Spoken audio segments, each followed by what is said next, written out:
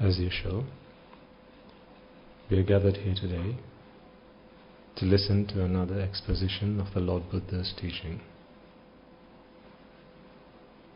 Before we commence this sermon, let us all take a moment to remind ourselves of how extremely fortunate we are that we are in receipt of the Buddha's teaching because of his infinite compassion. The infinite compassion which he extended towards all sentient beings, including you and I. This is none other than the Perfect One, the Supremely Enlightened One, the Omniscient One, the Undefeated One, the Unparalleled One, the Timeless One, the Supreme Gautama Samma Sambuddha. Before we commence this sermon, let us all take a moment to pay homage to the Supreme Lord Buddha.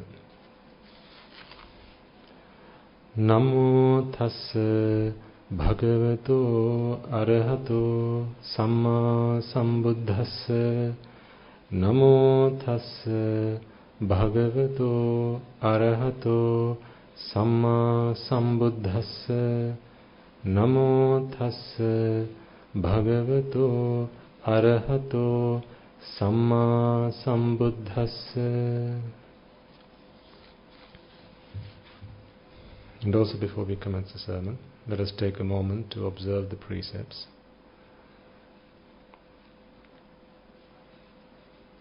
There may have been instances in the week gone by where, having succumbed to desire, aversion and delusion, the defilements that clog our minds up and lead us to suffering may have gotten the better of you, and as a result of which the precepts that you vowed to abide by might have been broken.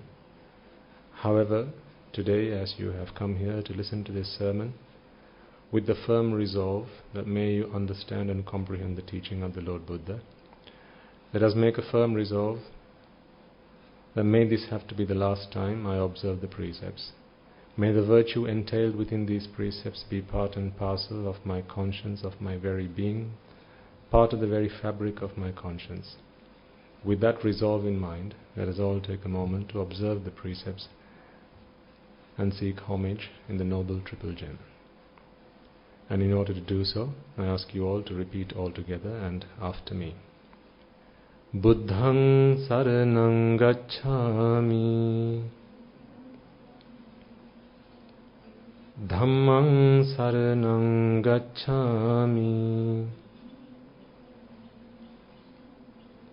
Saṅghaṃ saraṇaṃ gacchāmi, Dutiyampi buddhaṃ saraṇaṃ gacchāmi,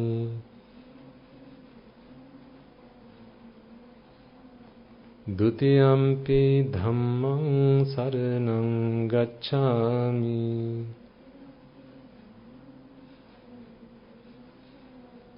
Dutiyampi saṅghaṃ saraṇaṃ gacchāmi,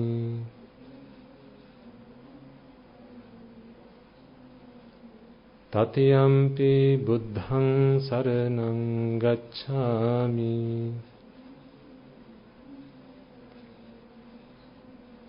Tatiyampi dhammaṃ saraṇaṃ gacchāmi,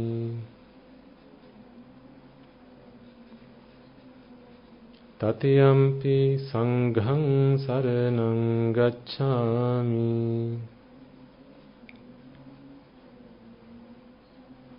Saranagamaṇaṃ sampunnaṃ, Pānātipātā vēramaṇī sikkhapada samādhiyāmi.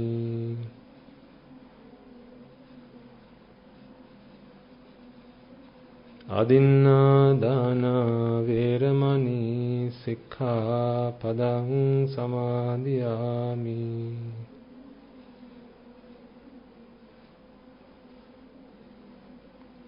Kāmesu micchāchārā vēramaṇī sikkhapada samādhiyāmi.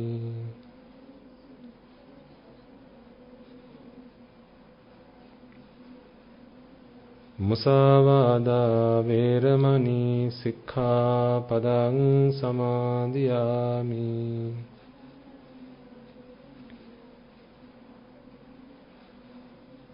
Surameraya majjapama datthana veramani sikkhapadang samadhiyami.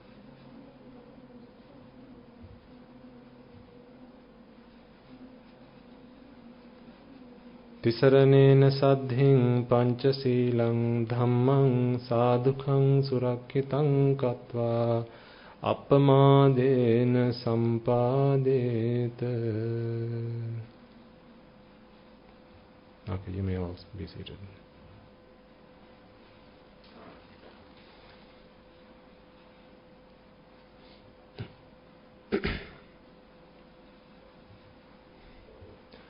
Most venerable members of the Mahasangha,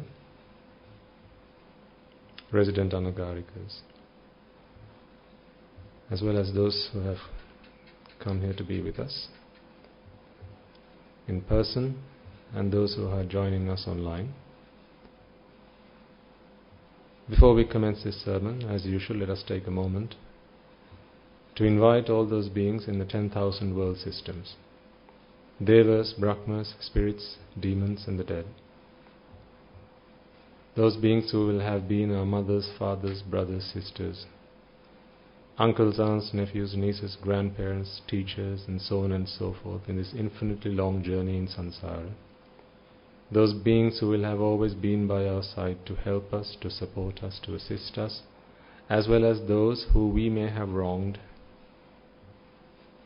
Today we are availed with the perfect opportunity to repay any debts that we owe them on our quest to remove ourselves from samsara once and for all. These debts that remain unpaid, they must be paid, and this is the perfect opportunity to do so. So before we commence this sermon, with compassionate feelings in your hearts and your minds, expressed outwards to all those sentient beings, wherever they may be, in whatever capacity they are able to join us, may they do so. If any of them have today been born in the woeful plains, may, by attending this meritorious deed and by witnessing this meritorious deed, they acquire merit such that they are able to redeem themselves from the woeful plains and be born in the blissful plane. And once in the blissful plane, among the other beings in the blissful plane, may they all be able to listen to the teaching of the Buddha, understand it, comprehend it, and attain the supreme bliss of Nibbana. So as I now make this invitation out to all those beings, infinite in number as they may be, I ask you all to extend that invitation in your hearts and your minds out to all of them. May anyone with even the slightest chance of coming along do so. May they witness this meritorious deed. May they witness those who practice the Dhamma, who live and breathe it, who make fervent efforts to attain the noble attainments. May they acquire merit. May they understand the noble truths proclaimed by the Buddha, and may they attain the supreme bliss of Nibbana. Samanta Chakravalesu Atra Gacchantu Devata Saddhammam Munirajansa Sunantu Sagga Mokkadam Dhamma Savana Kalo Ayang Bhadanta Dhamma Savana Kalo Ayang Bhadanta Dhamma Savana Kalo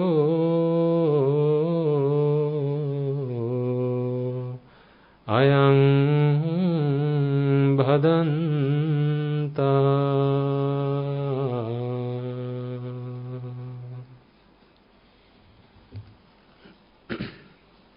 and also before we commence this sermon, let us all take a moment to reflect on the people that we are, on who we used to be, on how our lives have changed beyond our wildest imagination as a result of embracing the Buddha's teaching. However, consider for a moment the kind of persons or people we used to be before the Dhamma touched our lives, the temperaments that we used to possess, and how we used to conduct ourselves towards our fellow beings.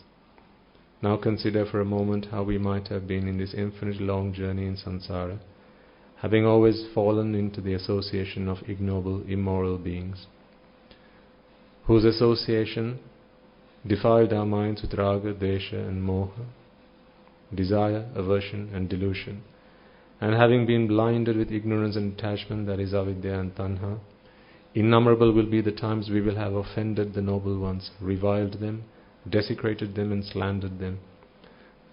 The Samma Sambuddhas, the Pacceka Buddhas, Arahata Buddhas, Anagami, Sakrudagami, Sotapannas, be they on the path or having attained the fruits, as well as the Buddha's teaching and the Mahasangha, the noble triple gem, either knowingly or unknowingly. And the consequences of such actions may be that our progress in the Dhamma is hindered. And so therefore, before we commence this sermon, acknowledging this is who we were, accepting that with humility and humbleness in our hearts and in our minds, let us all take a moment to seek forgiveness from the noble ones, as well as the Buddha's teaching, for any words, thoughts or actions of desecration and revile that we might have directed towards them, either knowingly or unknowingly. May we be forgiven, such that we are able to make progress in the Noble Eightfold Path and attain the bliss of Nibbana.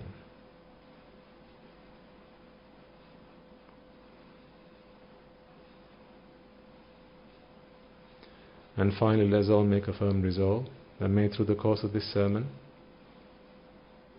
may we be able to understand the Dhamma and comprehend it such that the doors to the four great hells are shut once and for all. May we be able to achieve the state of Sotapanna and enter the stream that leads us to Nibbana. And if there are those among you who have already attained the state of Sotapanna, may through the course of this sermon you be able to fulfill the subsequent stages and attain the supreme bliss of Nibbana. With that firm resolve in mind, I invite you all to prepare yourselves to listen to this teaching.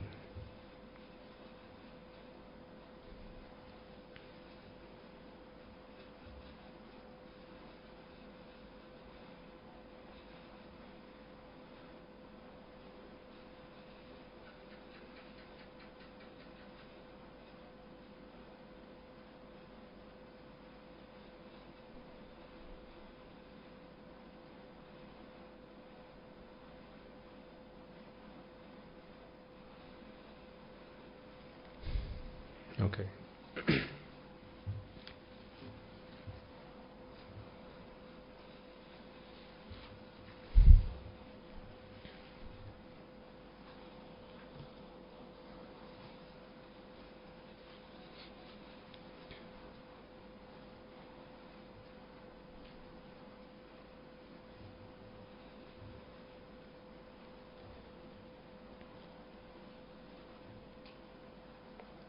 For once I have found something nice to say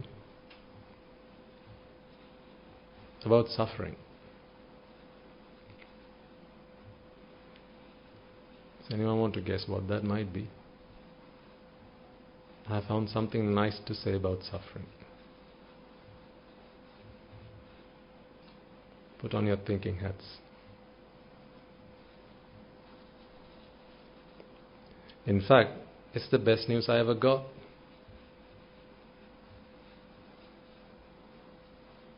In all of samsara, this is the best news that I ever got. I'll give you a hint. I hinted at what we were going to talk about this week at the end of last week's sermon. So something good I can say about suffering. The best news I ever got. And that is suffering.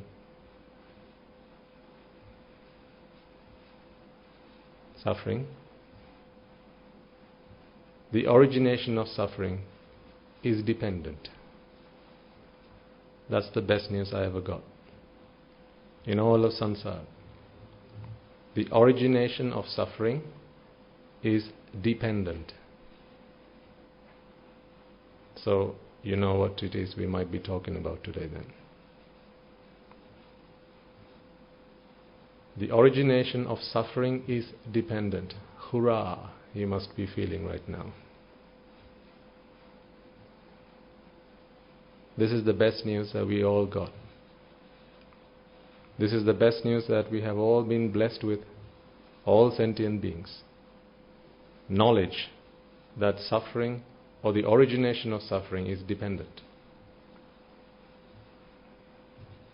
What does that tell us then? If the origination of suffering is dependent, absolutely. What it tells us is that we have hope. It tells us that we have hope. Had it been that the origination of suffering was independent, then we would be hopeless. Because we would be suffering and we'd have to live with it, with nothing to do about it, if it were independent. But it's not independent. Eureka. Isn't that the most appropriate time to be using the words Eureka? We should be running around the house, not the bathtub.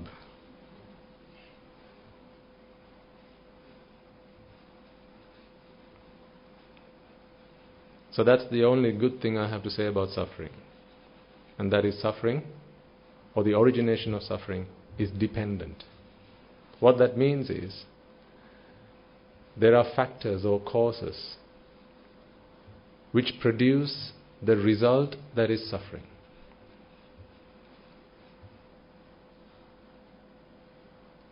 A lot of people, when they hear the words dependent origination, or the Sinhala or Pali equivalent of it, which is Paticca Samuppada, it sends them into a dark corner that is called fear and worry.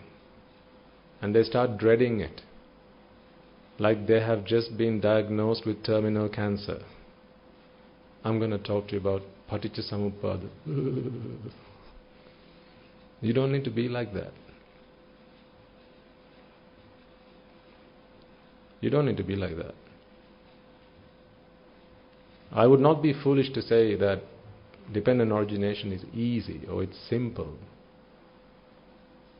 But what I would like to propose to you is that the bits that you and I need to understand about this subject of dependent origination, now that's quite simple.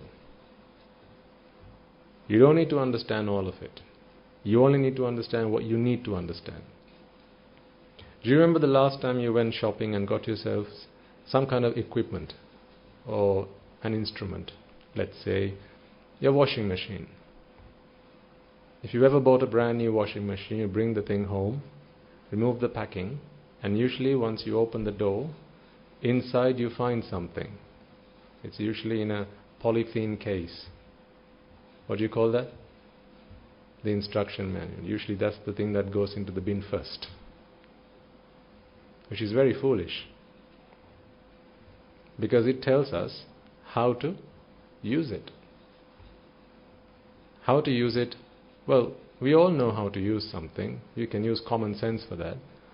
But to use something correctly, usually an instruction manual is quite handy. It's quite handy to use an instruction manual if you want to learn to use something correctly. Usually we get into trouble when we don't know how to use something correctly. Is that not true in our lives? If we don't know how to use something correctly, that's when we get into trouble. That's when we end up hurting ourselves, damaging ourselves, our property, and those around us, if we don't know how to use something correctly. A knife is dangerous because you don't know how to use it correctly. Well, something as harmless as a pencil can be dangerous, could it not? Have you not seen kids poking it in others' eyes? See, it's dangerous if you don't know how to use it correctly. I wish pencils came with their instruction manuals, but they don't, unfortunately. Well, actually they do. They're called parents. What's the instruction manual for a pencil called? Dad. Because your dad is supposed to teach you how to use a pencil. Right? So there are instruction manuals for a lot of things that we come across in life, although we may or may not choose to refer to them or use them.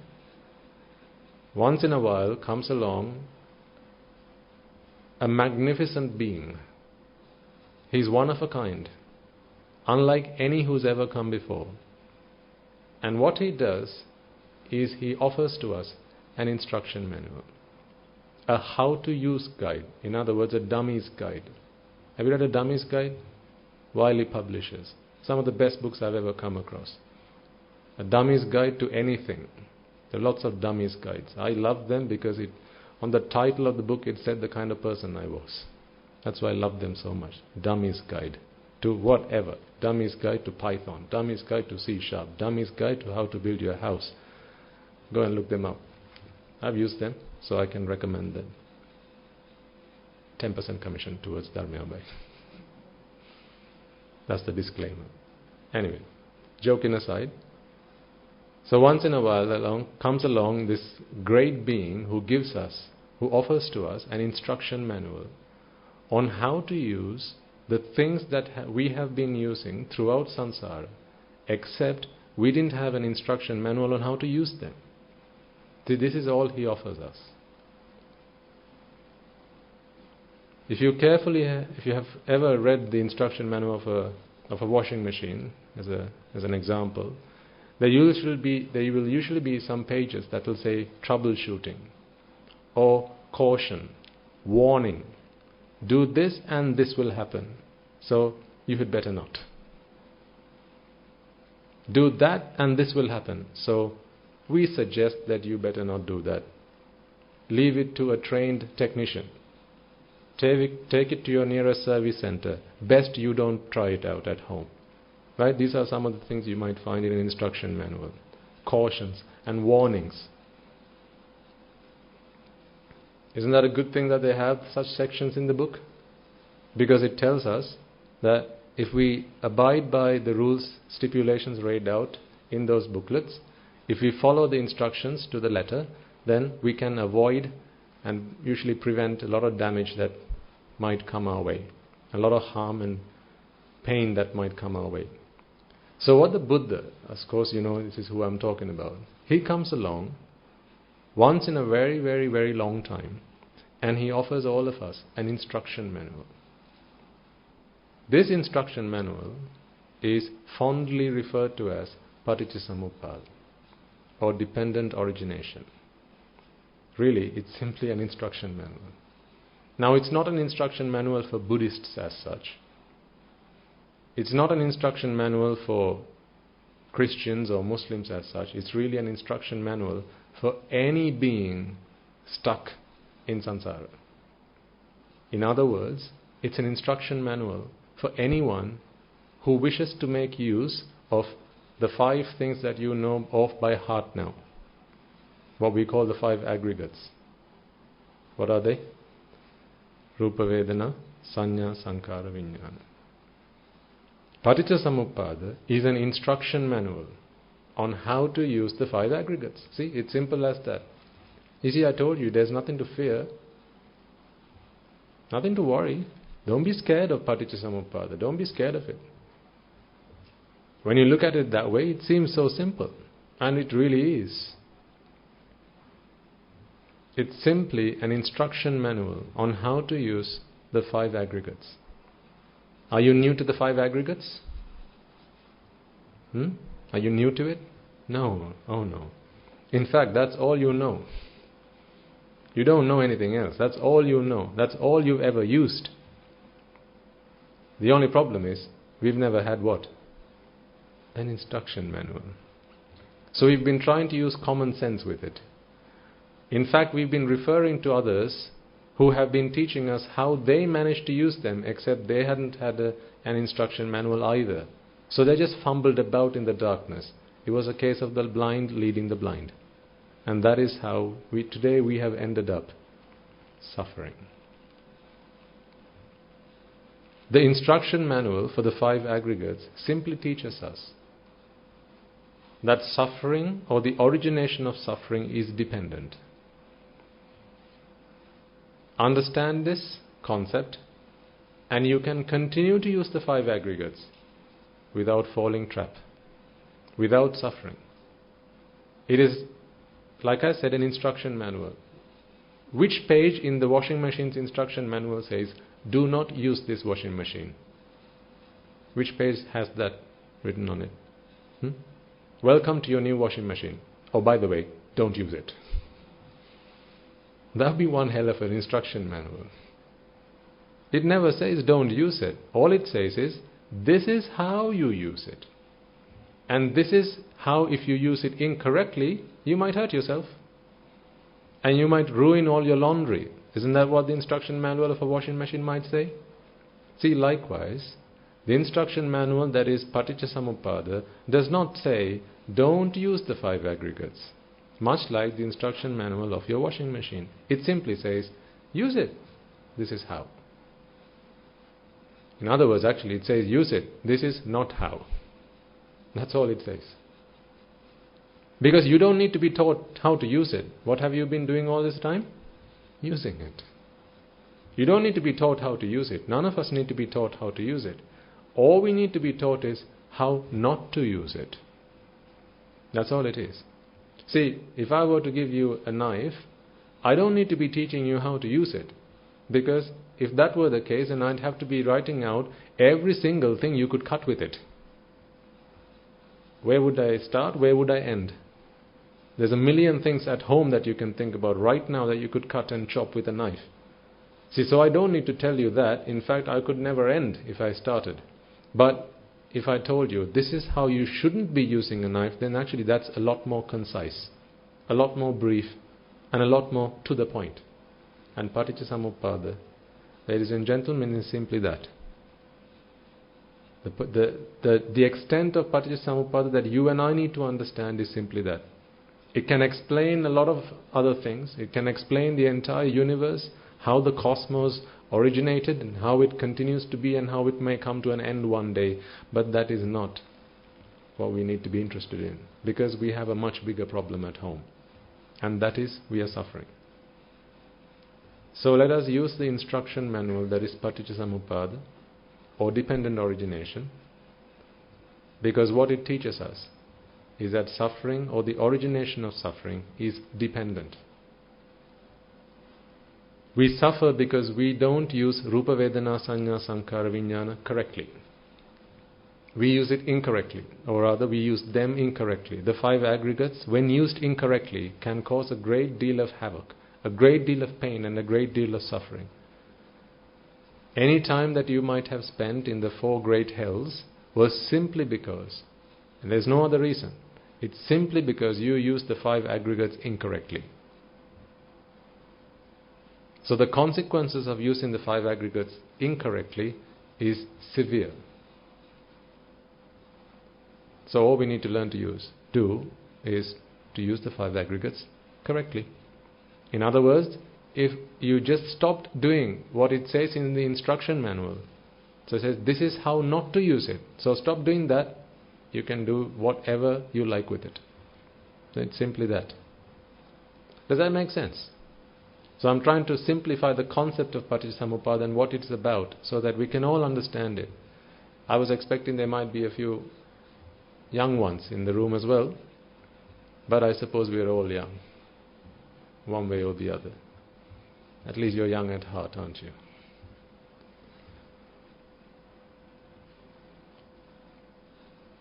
So fear not. The principles of dependent origination are very simple. The extent to which we need to understand it is very little for the purpose of our salvation. And that is all I'm going to talk to you about today. That is all I need to talk to you about. Do you want to know the rest of it? Go somewhere else. I don't know.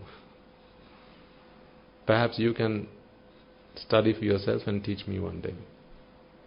The only problem is, I won't be interested. Because there would be no start, no end. You can study the rest of your samsara, dependent origination, and you won't come to an end with it. This is why if you want to know independent origination in its entirety, you have to become the one who discovered it. There's no other way you can find out everything and all things about it. So let's get into it. What are we talking about again? The instruction manual. The instruction manual to what? The 5 aggregates. Why do I talk about the 5 aggregates and why Paticcasamuppada is the instruction manual for that? Because that's all you're using right now. Remember, we are talking about mental suffering, right? So mentally, as in your mind, that's all it knows. That's all it uses. It doesn't know anything else. So the only things that it uses, the only things that it knows about, what I'm going to tell you is, this is how not to use it. Anything else is fine, just don't do this. Okay, can you get the screen on, please?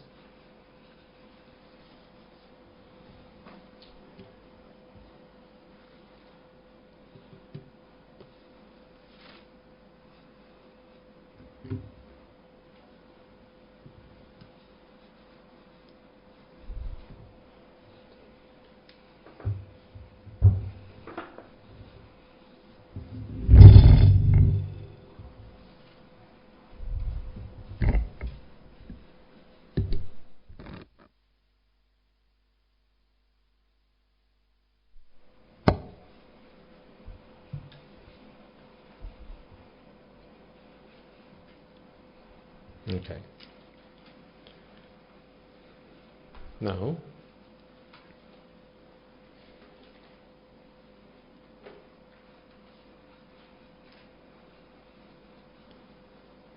just as a reminder then again, this is simply your instruction manual. Instruction manual on how to use the very things that you have been using throughout your journey in samsara. Nothing else.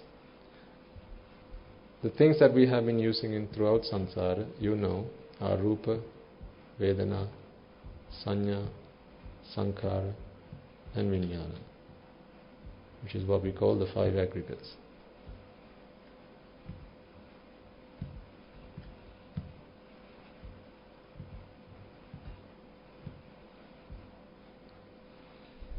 One, two, three, four, 5. This is all the mind knows of. This is all the mind has ever used. This is all the mind will ever use. For as long as it's in samsara, even as an arahant, this is all the mind knows, this is all the mind will use, and this is all the mind can use. This is why any other inputs or anything else that exists in this world has to be translated or converted, encoded even, to these 5 aggregates before the mind can understand it. Because the mind is our instrument to deal with the outside world. Right? It's our instrument to deal with the world. The problem is, we don't know how to use them correctly. We don't know how to use them correctly. Because we've just never come across the instruction manual. You will have heard of the 12 components of dependent origination.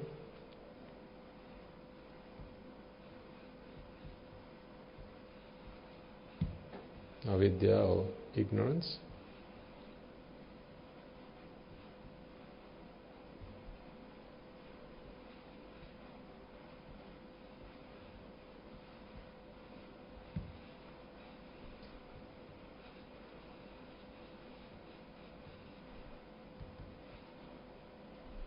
Sankhara or formations. The English terminology you might find various words for these things depending on which textbook you like to read or which sermons you listen to. But ultimately, it really doesn't matter what these words are. It doesn't matter what these words are in Pali. It's what it means, how you feel about it. That matters after all. You could call this Tom, Dick and Harry. It doesn't matter. What name you give it doesn't matter. It's how you understand it. Okay? So, but of course I'll propose some English terms just to help you refer to it more than anything else. Then you will have heard of Nama Rupa.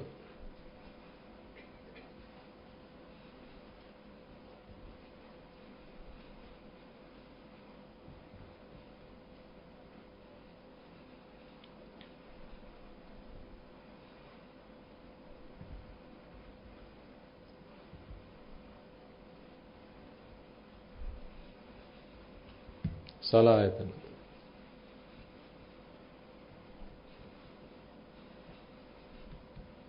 Institutes, or you can think of them as activated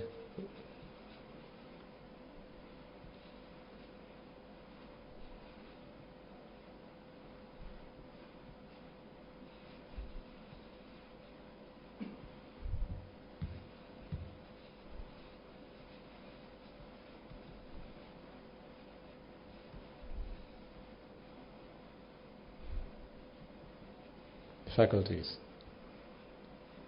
Phassa, contact.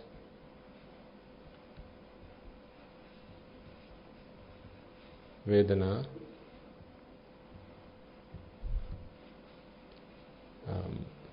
sensations. Others might refer to it as feeling.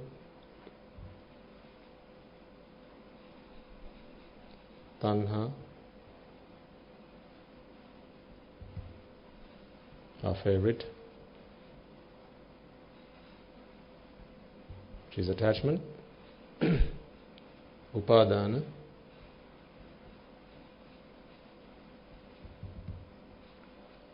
clinging.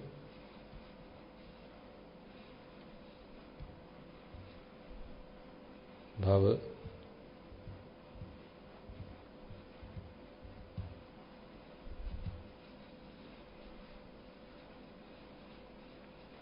becoming. Jati, being or existence.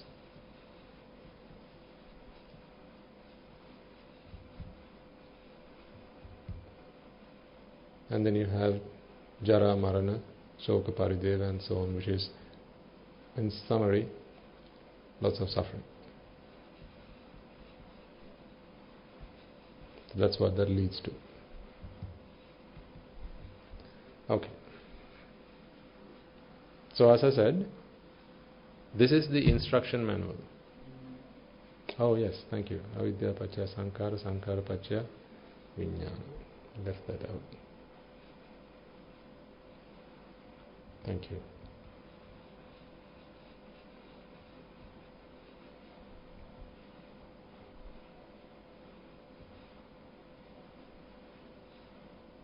Consciousness. Now it's all gone. Right. So that's 1, 2, 3, 4, 5, 6, 7, 8, 9, 10, 11, and the last one, 12. Right. Now you'll probably see there are a lot of unfamiliar terms, new words, maybe for some of you. For others, you'll probably write this back to front with your eyes closed. What matters is not whether you know the terms. That really is insignificant. Don't worry about that. If you don't have to learn this off by heart, I won't even bother. See, even I couldn't remember it by heart. Thank you. Thanks to the gentleman who corrected me. I couldn't remember it by heart. That's not what matters. Comprehension of Paticcasamuppada is simply realizing that the origination of suffering is dependent, and therefore you can do something about it. What it is that you can do about it, and then once you have done it, you are free from all suffering. This is what understanding or comprehension of Paticcasamuppada is about. It's not about understanding these four, it's not about memorizing these words, understanding their English translations, Right? This is not what comprehension of Paticcasamuppada is about. Although a lot of people think that that is what it's about, just like I used to think. I used to think when I used to go to the Hampasat, when I was a young boy, that by the time I had memorized all the components of Paticcasamuppada, I must be a Sotapanna.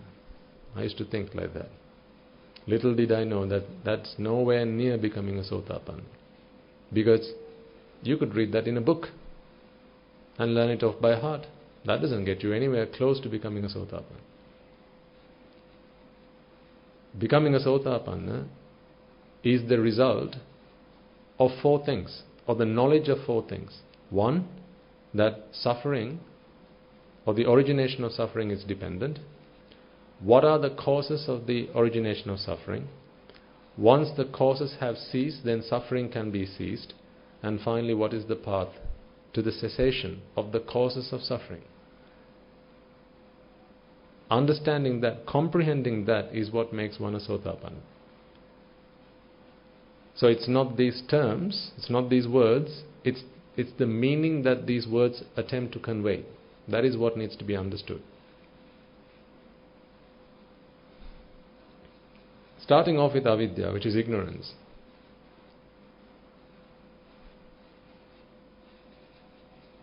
Ignorance is the ignorance of Paticcasamuppada. So really, if you think about it, dependent origination was proposed or put forward by the Buddha to help us understand how suffering comes into being, right? It has been put forward to help us figure out that suffering, or the origination of suffering, is dependent. That is what Paticcasamuppada is for. The origination of suffering is dependent, nothing else. So we've talked about this now. The origination of suffering is dependent. That is what dependent origination is for. So, for instance, if I said, this is dependent origination, you would be well within your rights to ask me the question, origination of what, Swamin Wahansa? That is the question that must be ringing in your mind. So let me repeat that. When I tell you this is dependent origination, you must be asking me the question. The question needs to come into your mind, the origination of what? Like if I were to say, this is the evolution process. The question should come to your mind, the evolution of what? This is the treatment process. Of what? Right? The question must come to you very naturally. So when I said this is dependent origination, the question must come to your mind, of what? Origination of what? And the answer to that question is what? Suffering. Nothing else. Suffering. This is the process by which suffering is originated. In fact, nothing else can be originated through this process. Only suffering is originated through this process.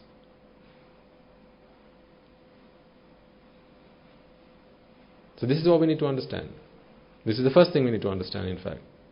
Once we've understood this, now we begin to realize why is it that we have a vested interest in trying to understand some of this in a little bit more detail. Because otherwise it just becomes a very scholastic study. It becomes a philosophical study. It becomes an academic research, which is not what Paticcasamuppada is for. It's not that so we can all become doctors in this method. That's not what this is for. When you begin to understand that this method was put forward by the Buddha to help us understand dependent origination, and then the question is, of what? And the answer is suffering. My question to you then is, are you still suffering? And if the answer to that is yes, well then this is the medicine for you. Why? Because this explains to you, how come you're suffering? Are you suffering? How come? There you go. Are you suffering? How come? There you go. That's what this is for. Ignorance of how you are suffering is what causes you to suffer. I'll give you a moment to just let that sink into your mind. Ignorance of, or not knowing how it is you suffer, is what causes you to suffer. If only you knew how it is you suffer, you won't be suffering. See how simple that is? As I said, don't fear Paticcasamuppada. You don't need to fear about it. You don't need to run in the corner the moment I say Paticcasamuppada. Don't get a shiver down your spine. Because I'm not here to give you the A to Z of it, because I don't know the A to Z of it. All I'm here to help you is understand what I have understood. And that is, I'm suffering. How come? This is how come. When you don't understand how you are suffering, well, that is why you are suffering. It's a subtle point, but I think you can understand this. If you don't understand how you are suffering, that's why you are suffering. Does that not tell us something else, something more powerful? If only you understood how you suffer, now what happens? You won't be suffering. See, that's all you need to understand. Do you then also have to stop suffering? No, you don't need to stop suffering. You see, you don't need to stop suffering. And we thought we had to stop suffering. No. You don't need to stop suffering. All you need to do is understand how you suffer. Once you have understood how you suffer, that's it. You're not suffering anymore. So simple. That's why this starts off with what? Ignorance. Treat ignorance. Everything else is looked after. You don't need to do anything else after that. What does ignorance entail? Not knowing how you suffer or why you suffer. Ignorance is that. Ignorance of not knowing how you suffer. Ignorance of not knowing why you suffer. Understand that. Understand why you suffer. Understand how you suffer. That's it. You're no longer suffering. Who was it that put forward Paticcasamuppada? The Supreme Buddha. Is he suffering? The moment he realized this was the one moment before that was the last moment he was suffering. The moment the Buddha realized the Paticcasamuppada, from that point forward, he's not suffering. See, this is what I'm saying. When you understand this, is how you suffer, that's it. You're no longer suffering. So what must you do if you don't like suffering? Understand how come you suffer. That's it. Once you've understood that, you don't need to do anything else. The moment you understand how you suffer, you won't suffer. Remember we used to talk about the rat? And we used to find a tuition class for the rat? The rat only suffers because he doesn't know. The rat doesn't know that the cheese is bait. The cheese is bait. That is the only reason that the rat can get caught in the trap. Teach the rat that the cheese is your cause of suffering. That's it. Do you need to do anything else to stop this rat from suffering? Do you need to then lure him out of the cage? Put a lasso around his neck and go, no, don't go in there, don't go in there, don't go in there. You don't need to do any of that.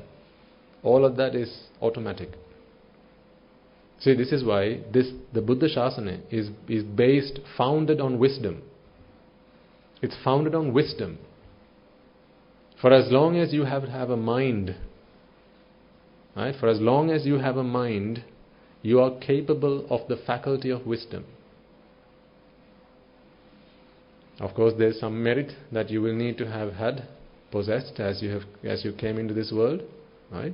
But for as long as you have those prerequisites, and you have a mind which is capable of bearing the faculty of wisdom, that's it.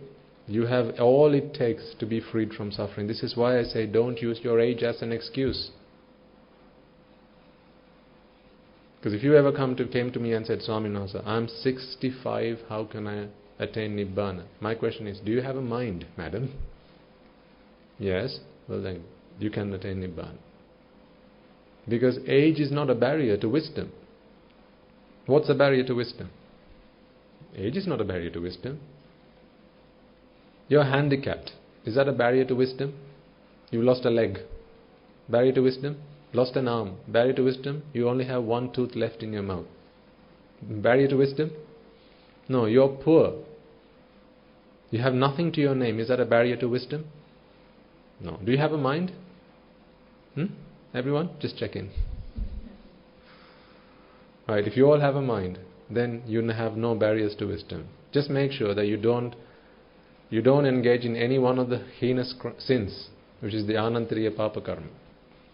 Provided that you don't engage in one of the 5 heinous sins, which is shaking the blood of the Buddha, murdering an Arahant, murdering your mother or matricide, murdering your father or patricide, and causing a schism in the Mahasangha, which fortunately is not something you can do until you become a higher ordained monk.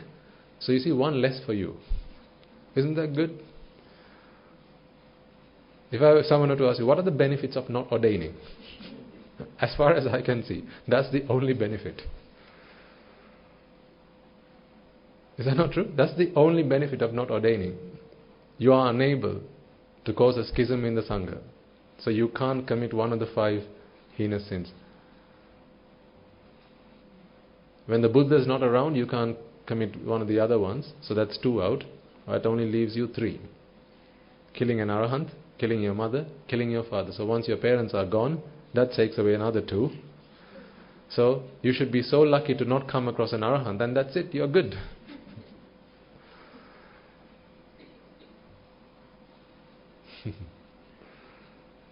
See, the glass can be half full also. It doesn't have to be half empty all the time.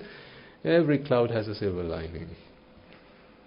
So if anyone ever asks you, Macha, what are the benefits of not ordaining? You can't cause a schism in the Sangha. So that should be the only reason why someone doesn't want to become a monk. You can't cause a schism in the Sangha. Right? So anyway, provided you have not committed one of the 5 heinous sins, and you have a mind, then you all possess the ability to be blessed with the faculty of wisdom, and that's all that is required. Because wisdom, which is the opposite of ignorance, takes root in a mind with wisdom. That's all it is. No part of your body has anything to do with bringing suffering to an end. No part of your body.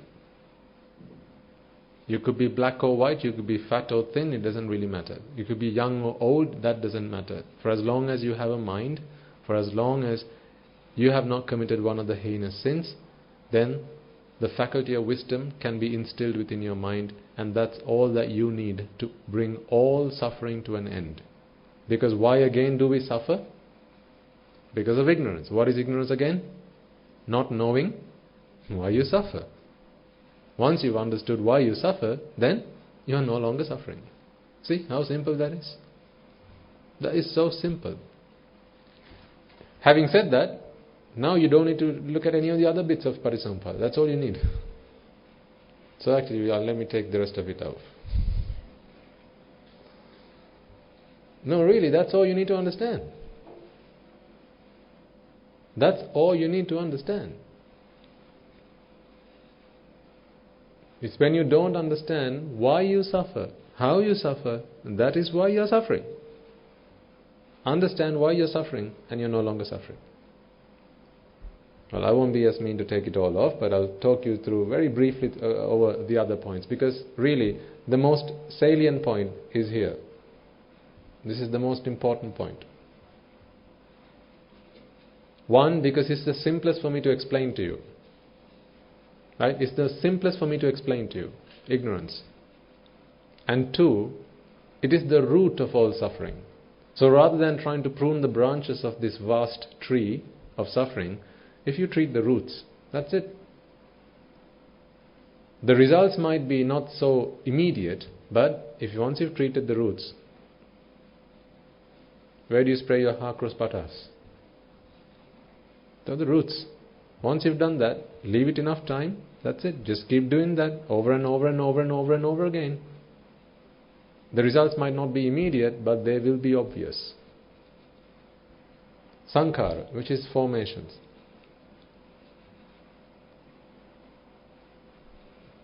This is where you're beginning to start to lay the blueprint for what? What is dependent origination again? What does it bring you? Suffering. So sankhara is laying out the blueprints for what? Suffering. What else? The end product of this process is suffering. In other words, you can actually call this the suffering process. What does the car manufacture process yield at the end of it? A bicycle. No, a car. That's why it's called the car manufacturing process. This process manufactures what? Suffering. This process manufactures suffering. These are the workers who stand in line, ready, at the command of ignorance.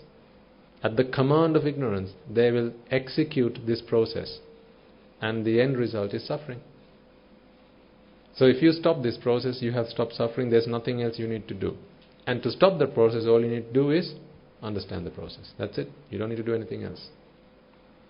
So sankhara is formation of nothing other than the blueprint of suffering. In other words, at this point, right, imagine this is a big office.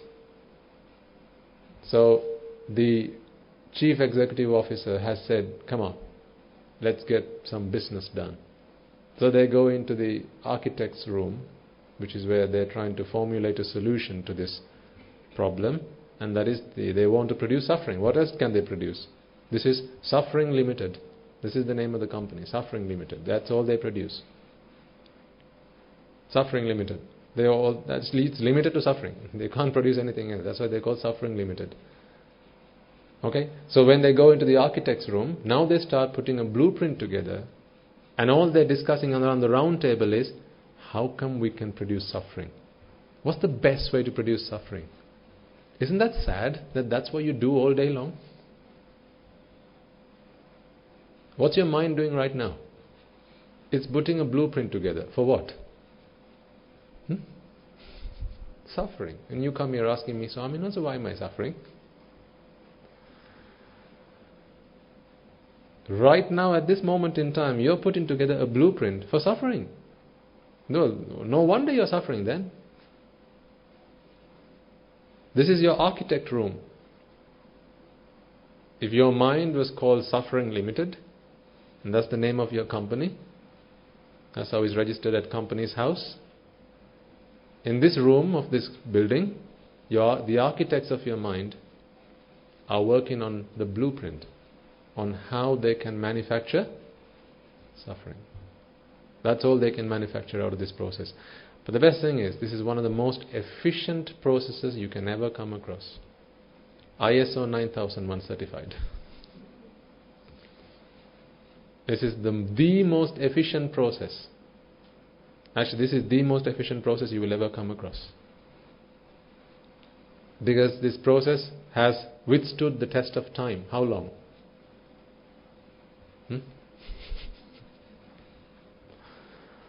This process has withstood the test of time. It's been perfected.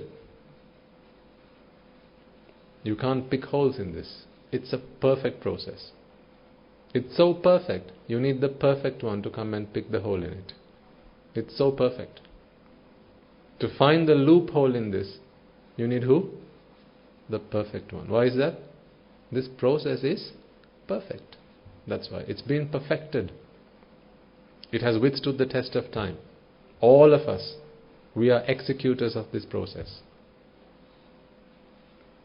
Because ignorance is the chief executive officer of all of our companies, and all our companies are titled the same, Suffering Limited. Because all we manufacture is suffering.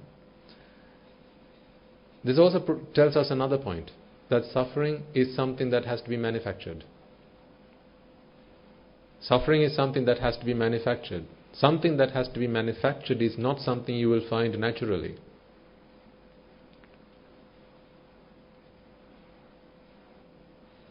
When was the last time you manufactured water? It's natural. It's a natural resource. You don't need to manufacture it. You don't need to manufacture sunlight. You don't need to manufacture the sun's heat. This is all natural stuff. But something artificial has to be manufactured. Suffering is something that has to be manufactured. If you stop the manufacturing process, that's it. You won't get any more suffering. So it's laborious. You need to put in labor. You need to put in time. You need to put in resources to manufacture suffering. So hey, what do you think most of the energy that comes out of what you had for lunch today it goes into? What's it manufacturing right now? Where do you think the energy is going? What's it manufacturing? Suffering. How about breakfast? The energy, all those kilocalories that came out of all of the breakfast you had this morning. What did you have? Kiribat? What did you have? Roti? Hoppers? Kiribat. Oh, see, anyway. People will be having kiribat tomorrow. Tonight even. Half the country.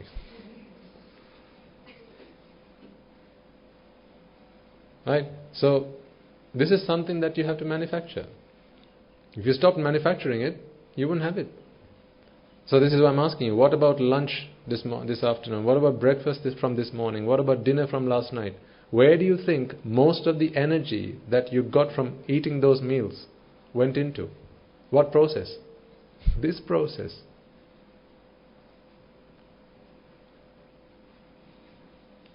Most of the energy that you consume goes into the suffering manufacturing process. So what's the best thing you could do? Stop eating, madam. Why? Then you can starve the suffering manufacturing process. Stop eating. Is that meaningful? No, it's meaningless. Because if you stopped feeding the manufacturing process, then all that's going to happen is the body's going to break and the manufacturing process will just continue in a new body. That's all that's going to happen. So that's pointless. However, there are foods that you feed the suffering manufacturing process. And actually that's not the edible food that you eat for breakfast, lunch and dinner. It's a different kind of food. Vijnana is one of those foods. Vijnana ahar. Sampasahar. We'll talk about some of these in the future. There are 4 kinds of foods that the Buddha proclaimed and said these are the foods that enable a being that has come into existence to continue its existence in samsara. We'll talk about some of them in future. I'm not going to bring all that here right now, but I was just trying to make a point, right? A lot of the energy that we take in from our environment is actually going into manufacturing a process that none of us are really interested in. So do you think we are efficient beings? No, we are very inefficient beings. Sentient beings, anyone other than an arahant, is an extremely inefficient being, because 99% of the energy that we consume is actually going into manufacturing suffering, something that we don't like. What a joke. Right, let's move on. So sankhara is where the blueprint is produced. When you come to vijnana, now you need a manager to oversee the execution of this process. You need someone to oversee the execution of the process, like a project manager. So what's the desired outcome of this project? Suffering. Suffering. Now, but you need a project manager to oversee the manufacturing process. Okay? So that's what vijnana does. It oversees the manufacturing process of suffering. So most of you will be familiar with the role of a project manager. They'll keep tabs on everything, keep an eye out, right? An overall awareness of what's going on, getting the left hand talking to the right hand, right? This is what project managers do most of the time. So this is what vijnana does. Then we go on to nama rupa.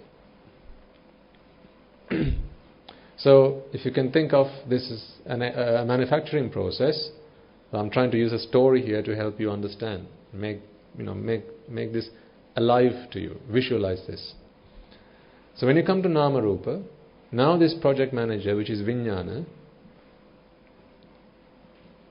needs a model of the blueprint. It needs a model of the blueprint. So it goes into the architect's room. The project manager goes to the architect and says, Mr. Architect, so we are going to be producing suffering, right? Yep. You have a blueprint for that. Yep. Can I get a copy of that? You keep the originals. Can I get a copy of that? So this is who's asking whom? This is the PM asking the architect. Can I get a copy of the blueprint? Yep, sure, here you go. And so he or she hands over a copy of the blueprint. And that is your Nama Rupa. It's a copy of the blueprint for suffering. So you've got the model, you've got the blueprint, now you have taken a model of it, based on which we are now going to start producing the suffering. In fact, the suffering process has already started, because the CEO has come into office to do nothing other than create suffering. So this is the whole plan. This is the vision for this company. Create as much suffering as you possibly can. Let's move forward. Now, you've got your PM here. Here's your architect. Here's your CEO, who makes decisions on behalf of the company. And here you've got the model. Now, Salayatana. Here you have the workers. So of course any project requires resources, people to work on the project. You need the PM to oversee the management of the project, and you need your workers to actually do the legwork. Right? Run around, take messages, convey messages here and there, and actually get the work done. So here, these are your workers. This is like the bas mahatyas in a construction site. So what the PM is now instructing, or Vijnana is instructing Salayatana to do, you'll see I have used the word institutes or activated faculties. The faculties you know are your eye faculty, ear, nose, tongue and body faculty, as well as the mind faculty. So we have 6 faculties. This is what we call the Indriya.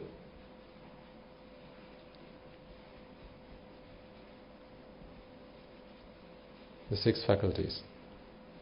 The eyes, the ears, the nose, tongue, body and the mind. So these are workers who are, let's say, sitting on a bench, waiting for work to come their way. Right? Otherwise, they'll be just sitting on their backsides, waiting for someone to come and say, right, we've got a project, let's get started. So until the order comes from the PM, they're just faculties. They're just workers. But once Vijnana brings along a model, so you can imagine there's a project management office, right? Just think about your workplace for those of you who are familiar with this kind of context. The PM comes into the room, says, right, where's my project team? Right, now everyone's come around, they've sat around the table. The PM standing in front of a whiteboard. He's got a picture of what the architect has put in front of him. Right, this is what we are going to be executing, folks. Right? And so it's kind of like a scrum meeting, if you've done any of that stuff. You've got your workers sat in front of you, your colleagues, and now you're giving a talk on here's what we're going to be doing. So your project manager is talking to the workers saying, right, now I need you, Sunil, to go and fetch me these materials. Materials for what? To produce suffering. What else is to produce suffering? You need some raw materials for this. So come on and get me these materials. Nimal, I need you to go and get these materials. Pradeep, I need you to go and get this. Lalana, I need you to go and get this.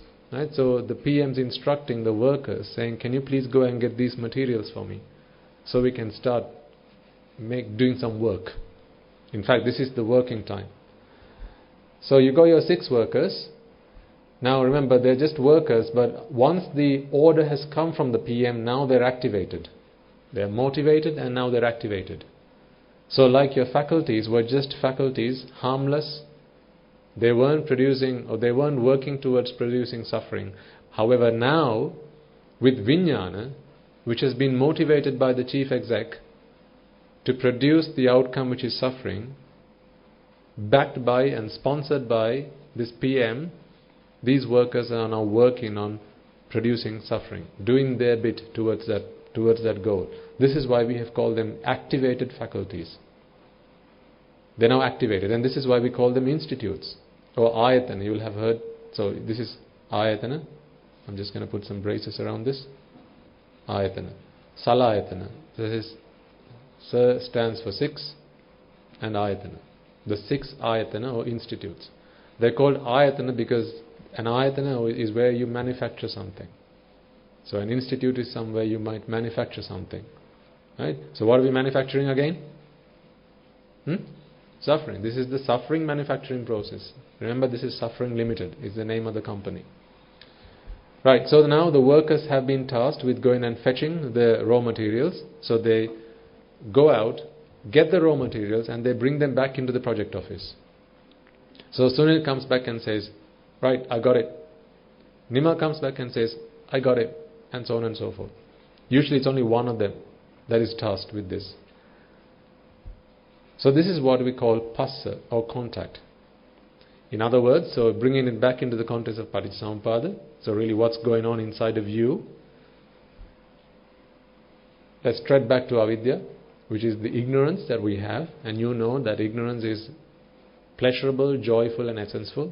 It's that understanding, incorrect understanding that the world is pleasurable, joyful and essential. What is the world again after all? Rupa Vedana Sanya Sankara Vijnana, because the mind knows not any other world. This is the only world that the mind knows. So based in that ignorance, Sankara was formed in your mind.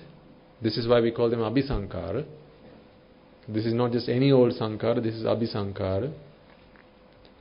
The meaning of the word Abhi is to produce something new. Produce something new. That is what the prefix Abhi means.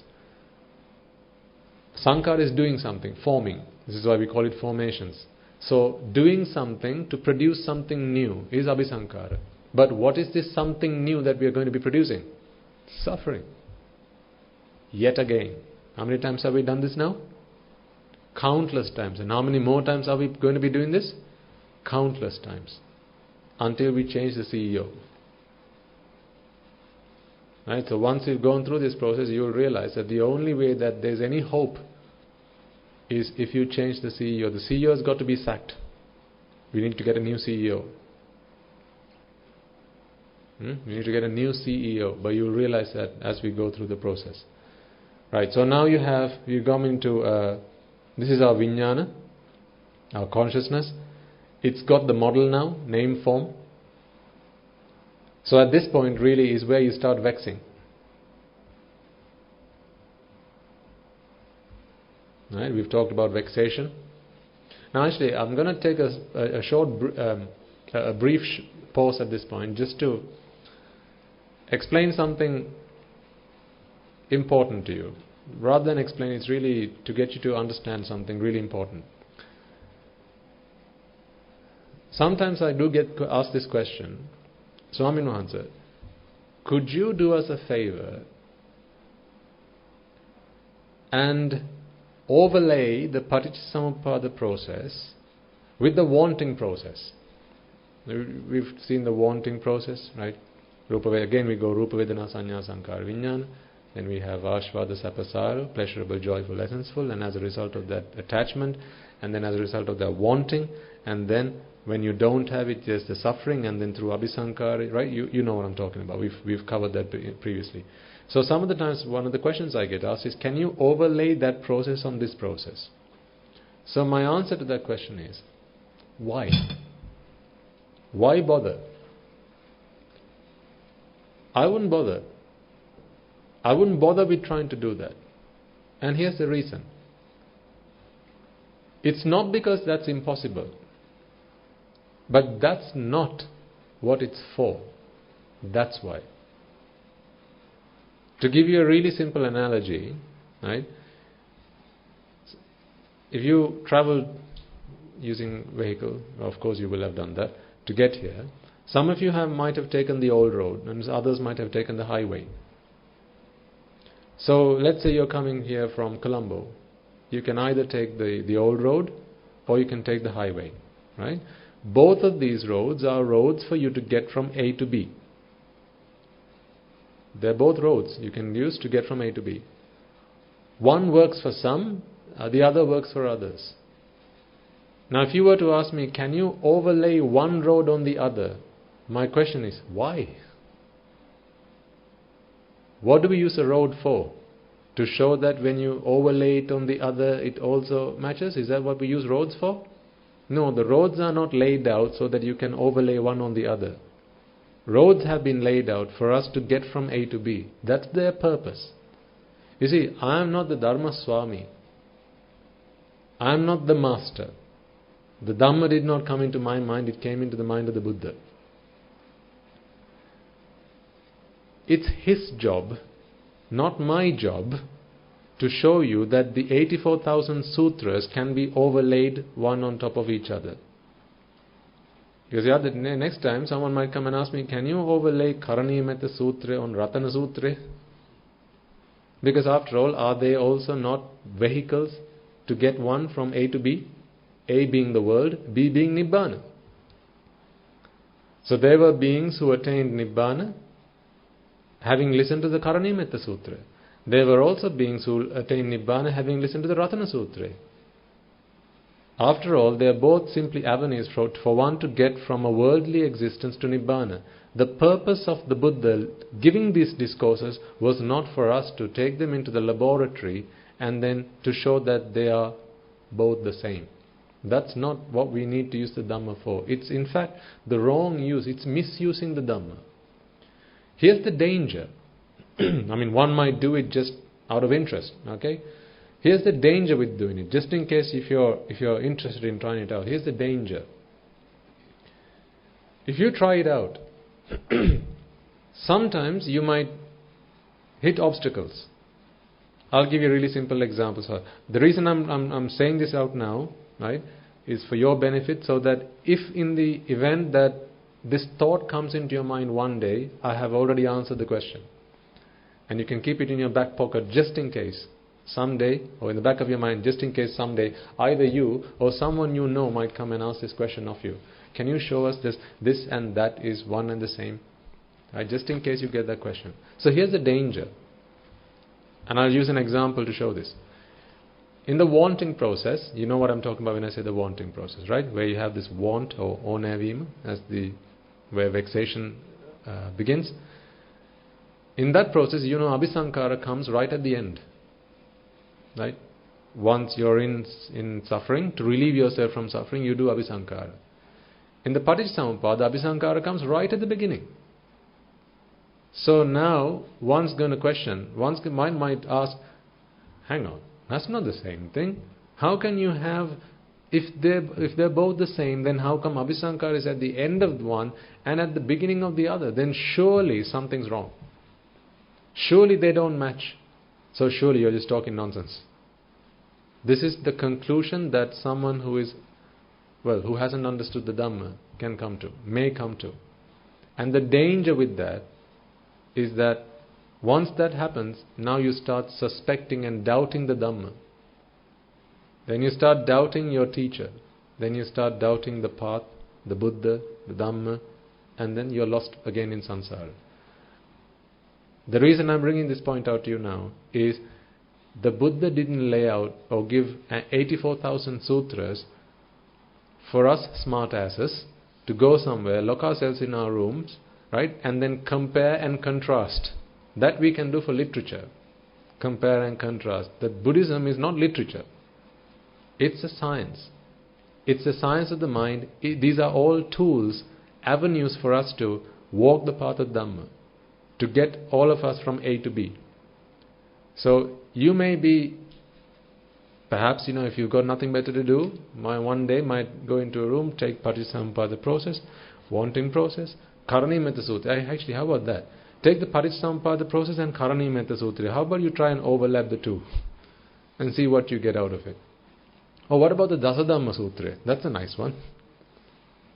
Or the Ratana Sutra? Or Chanda Pirita? Or Khanda Pirita? That's a good one. Try and match that with Parisampada. See what you get. I'll tell you where you get. You get lost. I wouldn't bother. I wouldn't bother with that. If you ask me how they match, don't ask me that question, because that's not what I'm here to do. That is the job of the Buddha, not my job.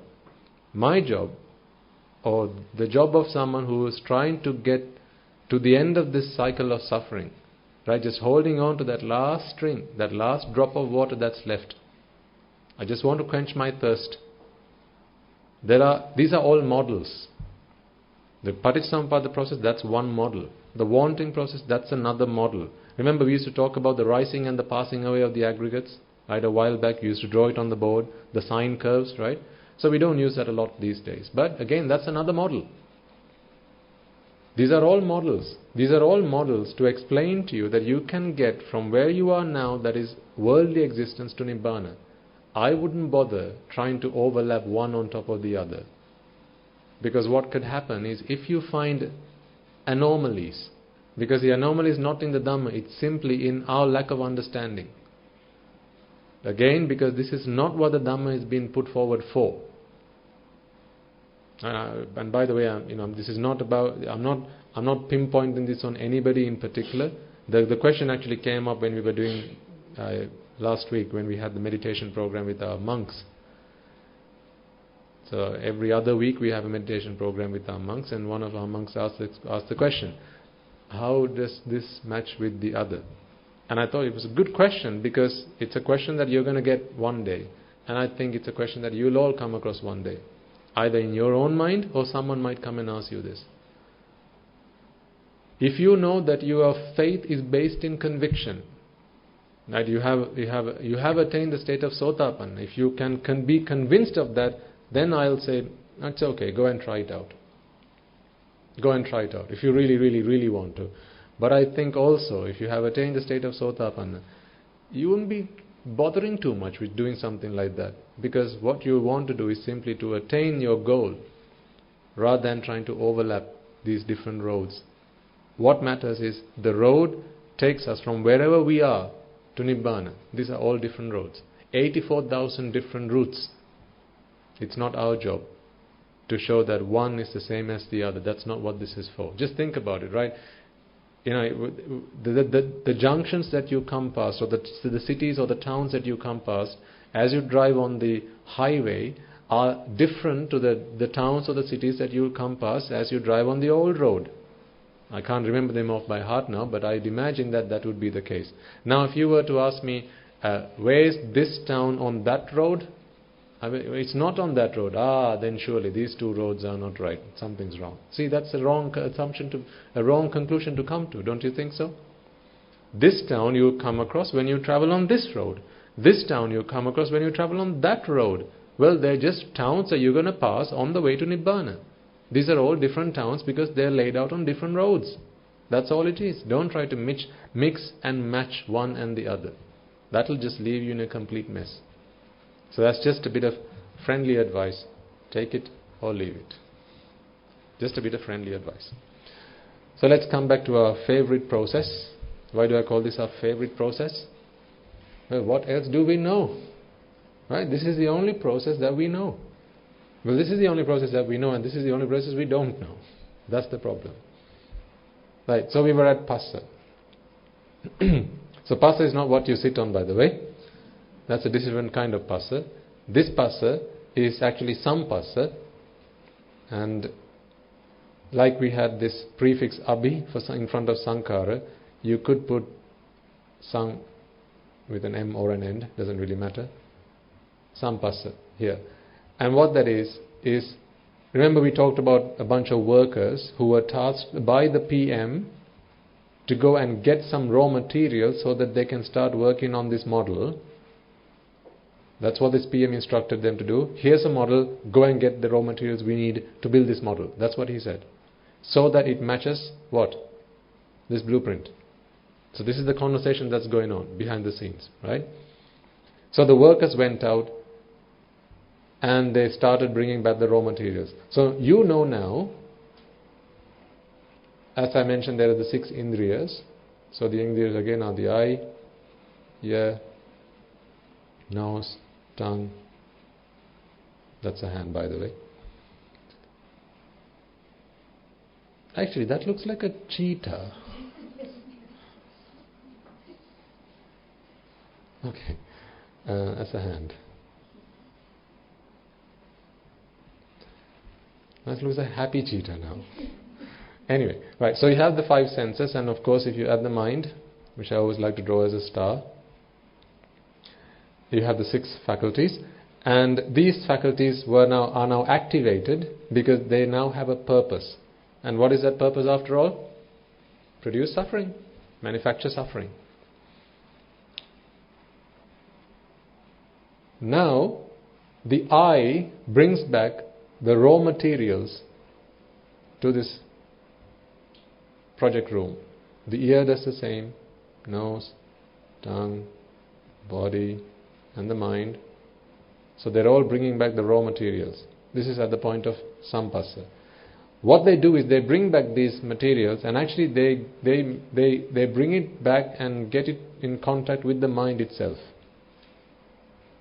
That's what's going on. It's when sight, so if let's say that's a tree, or say it's a tree, if the formation was, or the blueprint was that of a tree, now the PM or Vijnana had instructed the workers to go and get an image of the tree. So what the eyes did, or the eye did, was take an image of the tree and has brought it back to the project office, which is where contact happens, right? So think of contact as being the point where the external sense impression is brought and laid upon the mind. That is where contact is. Not when the eye sees the object. That's not contact. So, for example, if I said close your eyes now and open your eyes, it's not when light comes and touches your eye or your retina. That's not what contact is. This contact we're talking about is where your sense impression is actually delivered. So this is the point of delivery onto the mind. That's what sampassa is. Then we move on to sensation.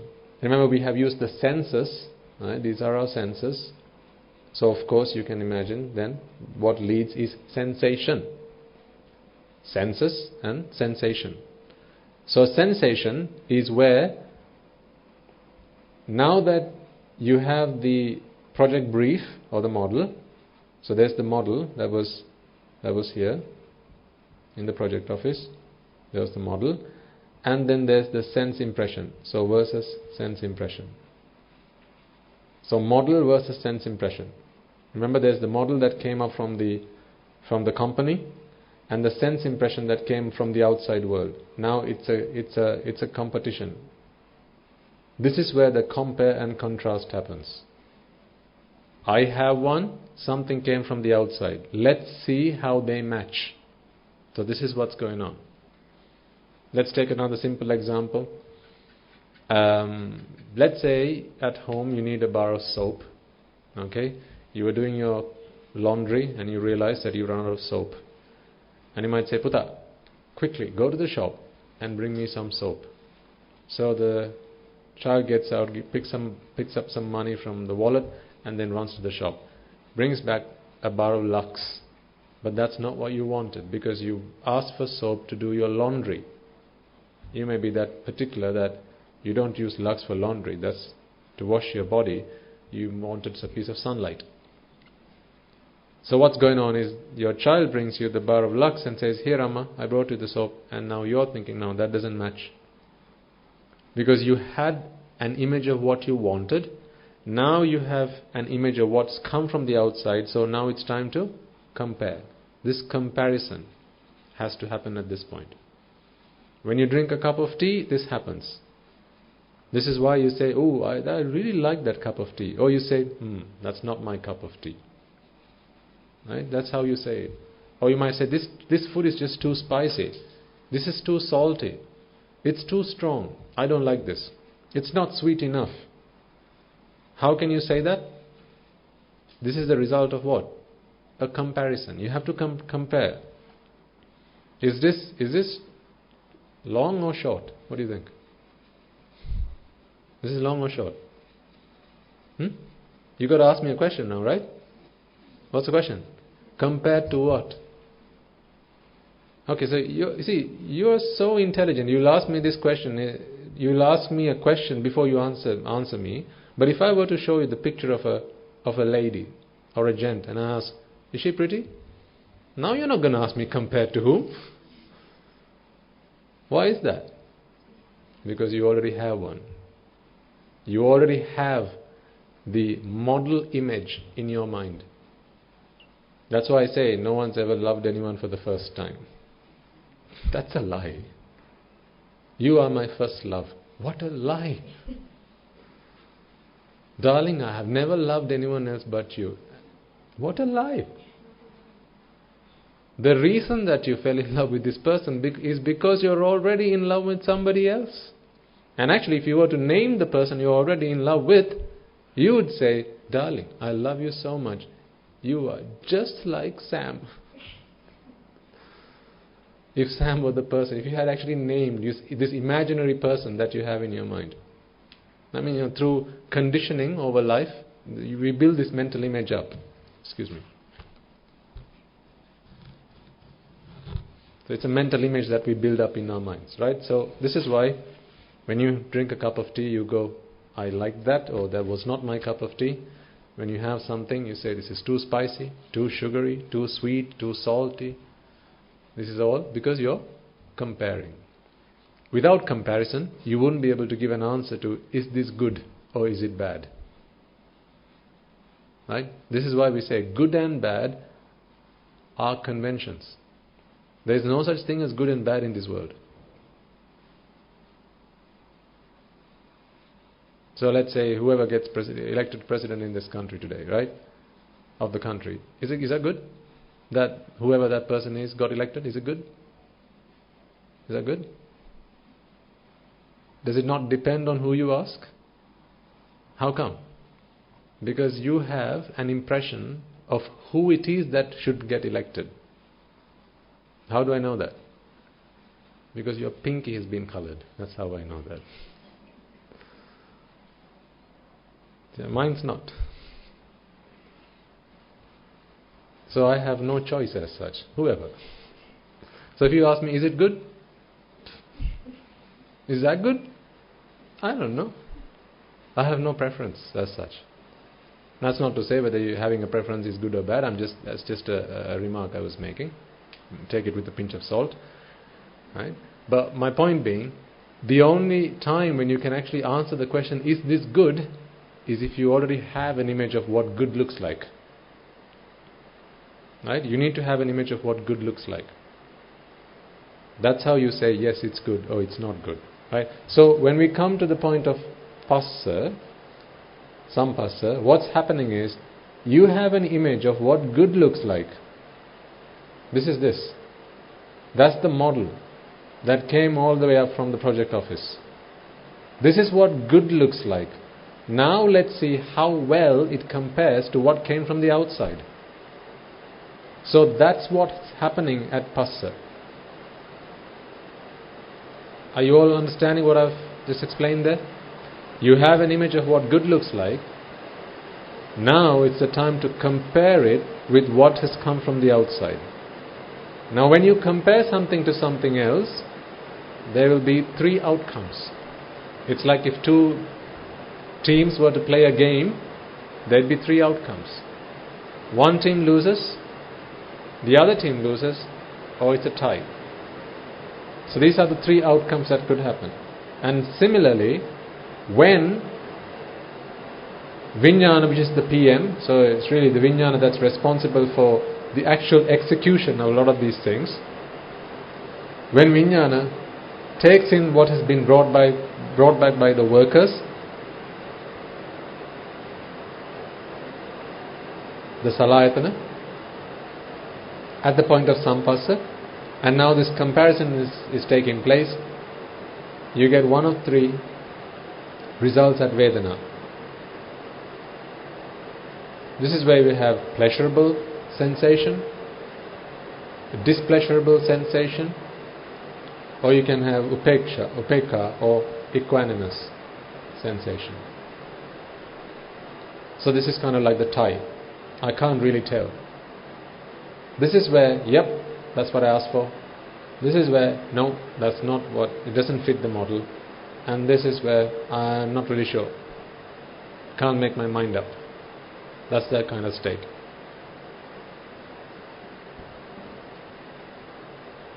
Now, here we have a really important juncture. What I'm about to explain next is a little bit complex, but again, as I said, don't fear. This is simple. All you need to do is just pay attention and try and make sense of this as much as you possibly can. Let's go back to the mother who asked the child to go and bring a bar of soap. Okay? The child went out, brought home a bar of soap and said, Ammi, here's the soap. As the mother is presented with this bar of soap, you know now that she already has an image of what she's expecting, right? So in fact, that is the expectation. So this is the point at which either the expectation is fulfilled or the expectation is unfulfilled. So this is that point. Decision time.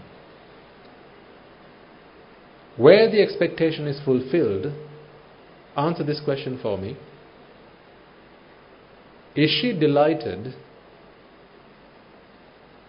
because A, of what she sees in the son's hand, or B, because it matches what she has in her mind? Is it A or B? It's B. So she is now delighted. She feels satisfied, not because of what she sees in her son's hand, but because it matches what's in her mind. So they are very different things. Subtle, but of course they're different. How do we know that this is the case? Let's put it this way. What if she was doing her laundry, asked the son to go and bring a bar of soap, and after he left home to the shop, she found a bar of soap laying in a cupboard. But as she walked to the cupboard, she realized that the cupboard is under the sink in the kitchen or in the bathroom, and actually what she also needs is a bar of Lux, because they're also running out of soap to apply on the body. But in the cupboard beneath the sink, she found a piece of sunlight. Now she realizes, I shouldn't have asked him to go and get sunlight because we've got plenty of it. But what would be nice is to have a bar of Lux, because that's actually what I do need. But alas, son's already left, so I can't give him the message. And he didn't take his phone with him. Now, while all of this is happening, the son's already bought the bar of Lux, and he's come back home and says, Ammi, here you go. Now, you might even go as far as saying, Puta, it's like you read my mind. Was there some kind of telepathy going on or something? See, previously, if the circumstances hadn't changed while the child left to go and bring the soap, having brought back the bar of soap, you'd be disappointed. But now you're actually quite happy that you had made a mistake. So you see, it's not the bar of soap that the son brought home that made you happy or unhappy. It's the result of the comparison that happened afterwards, because it matched what you already had in mind. They're very different things. And we proved it by using the example. It's not the outside object that made you happy. It's the event of the outside object matching the inside object.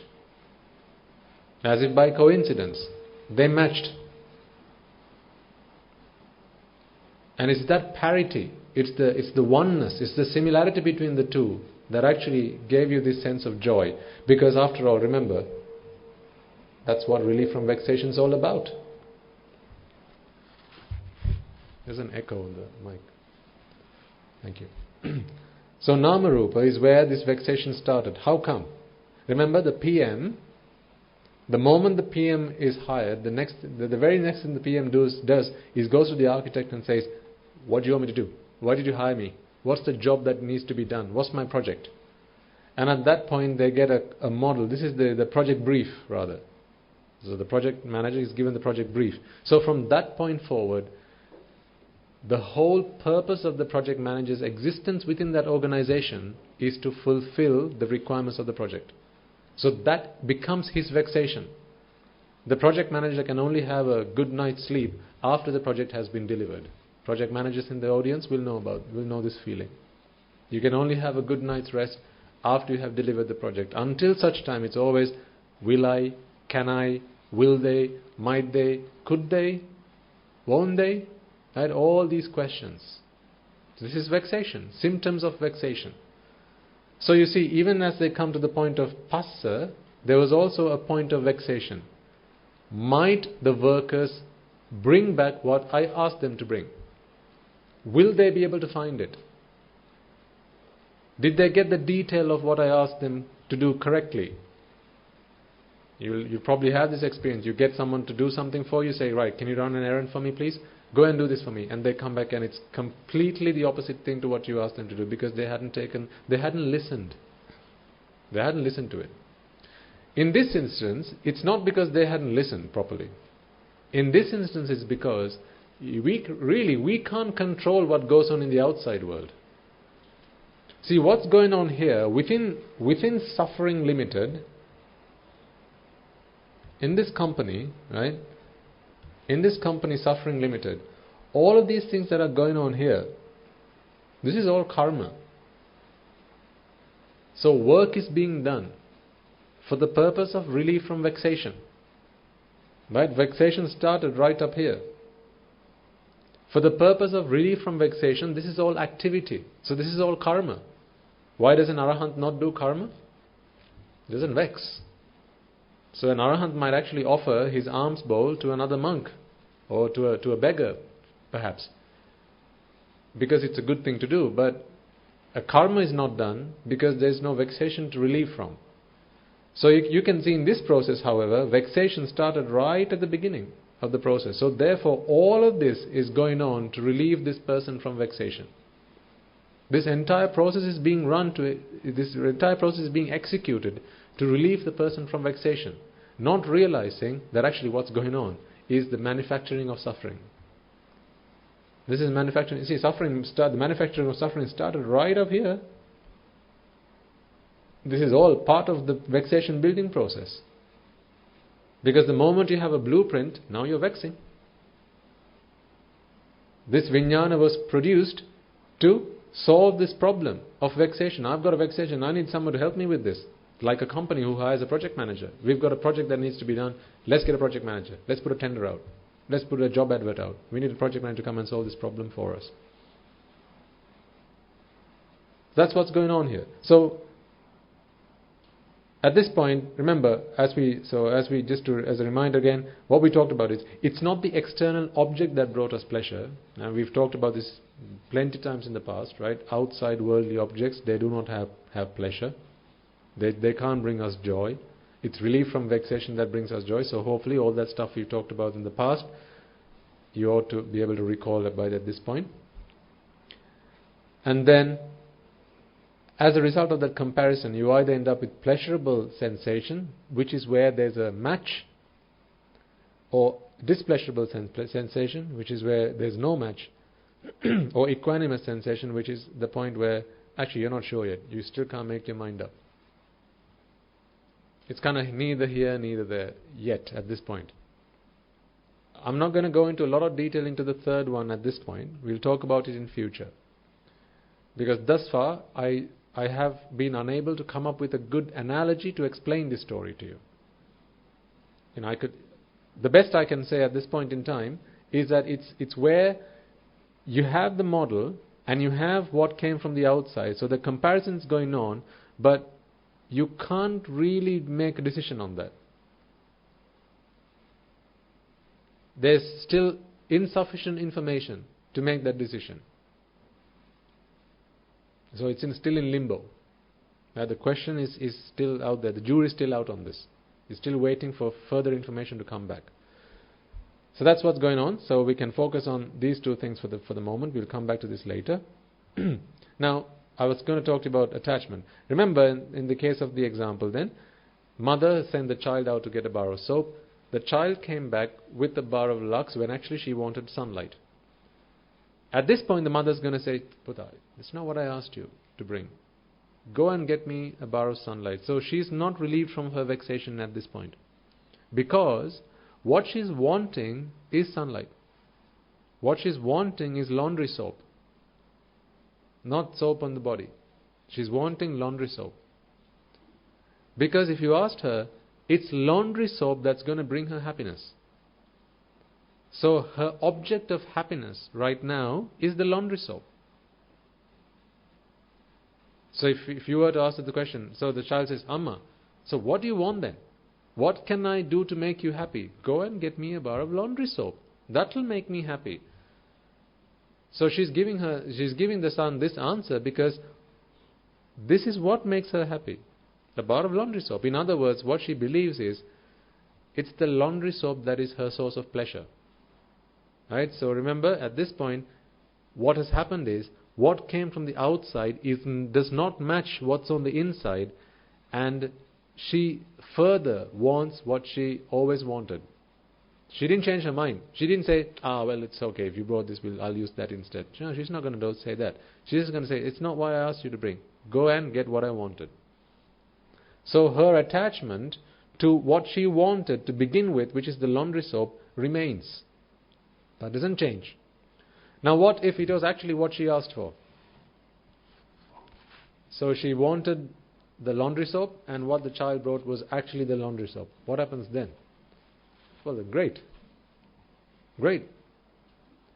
It makes her happy. The laundry soap makes her happy? No.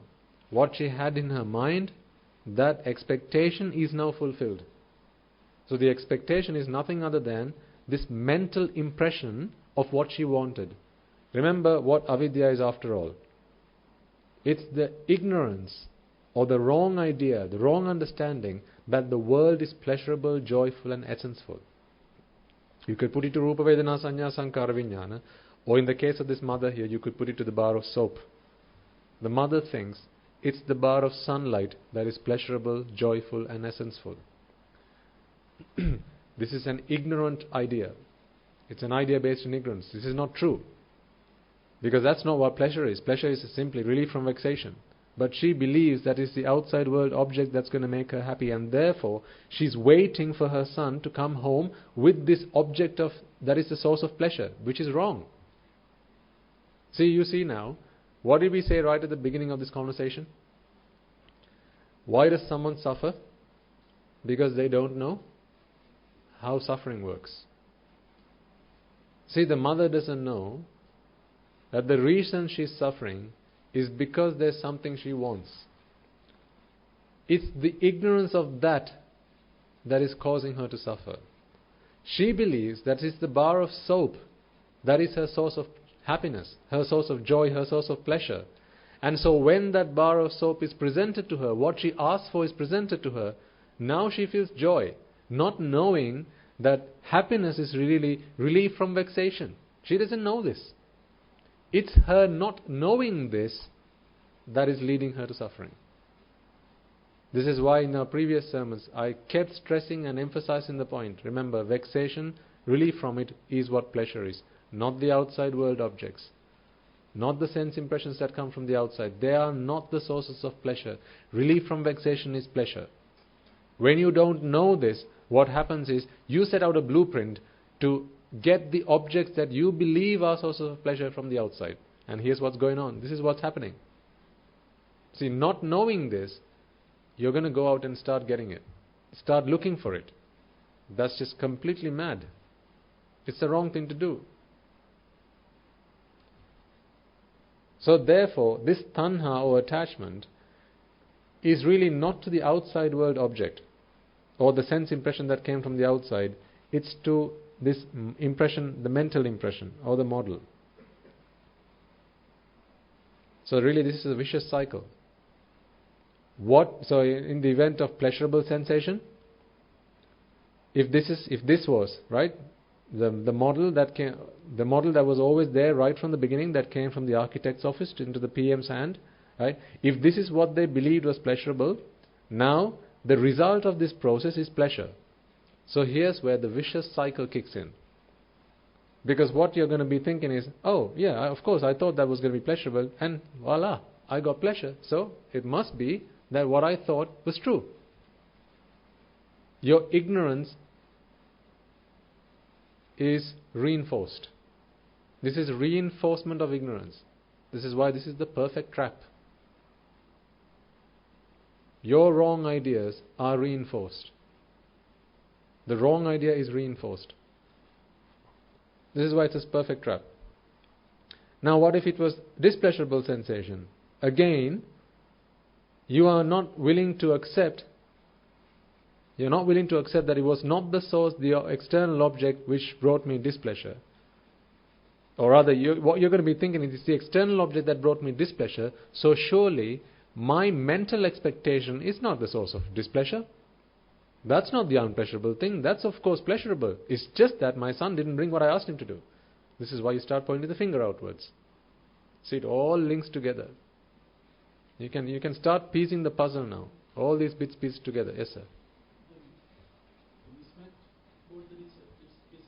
Yes, the mismatch. You can only have a mismatch when you try to do a comparison, right? When you don't have something to match, now there can't be a mismatch. When you don't have something to match, now there can't be a match. So there can't be a match nor a dismatch, because there's no comparison to happen, which is the nature of an arahant. Yes, sir.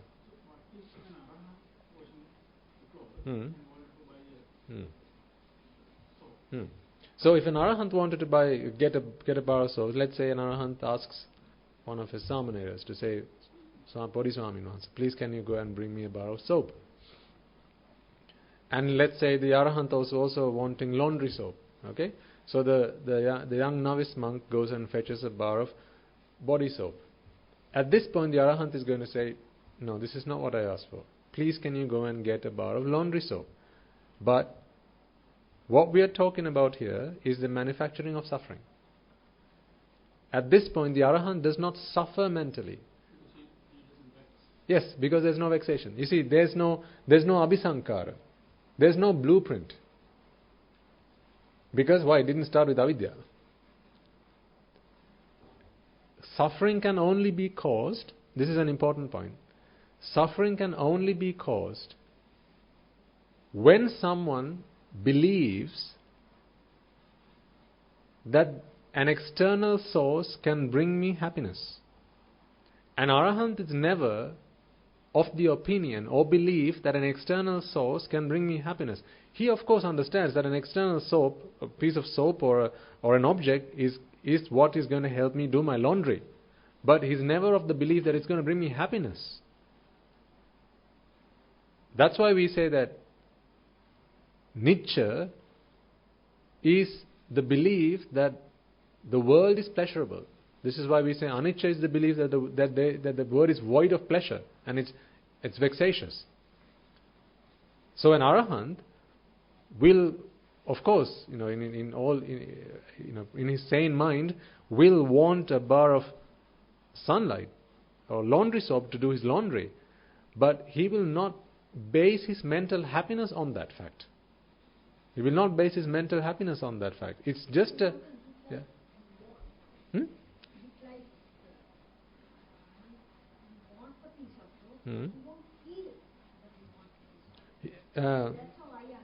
Okay.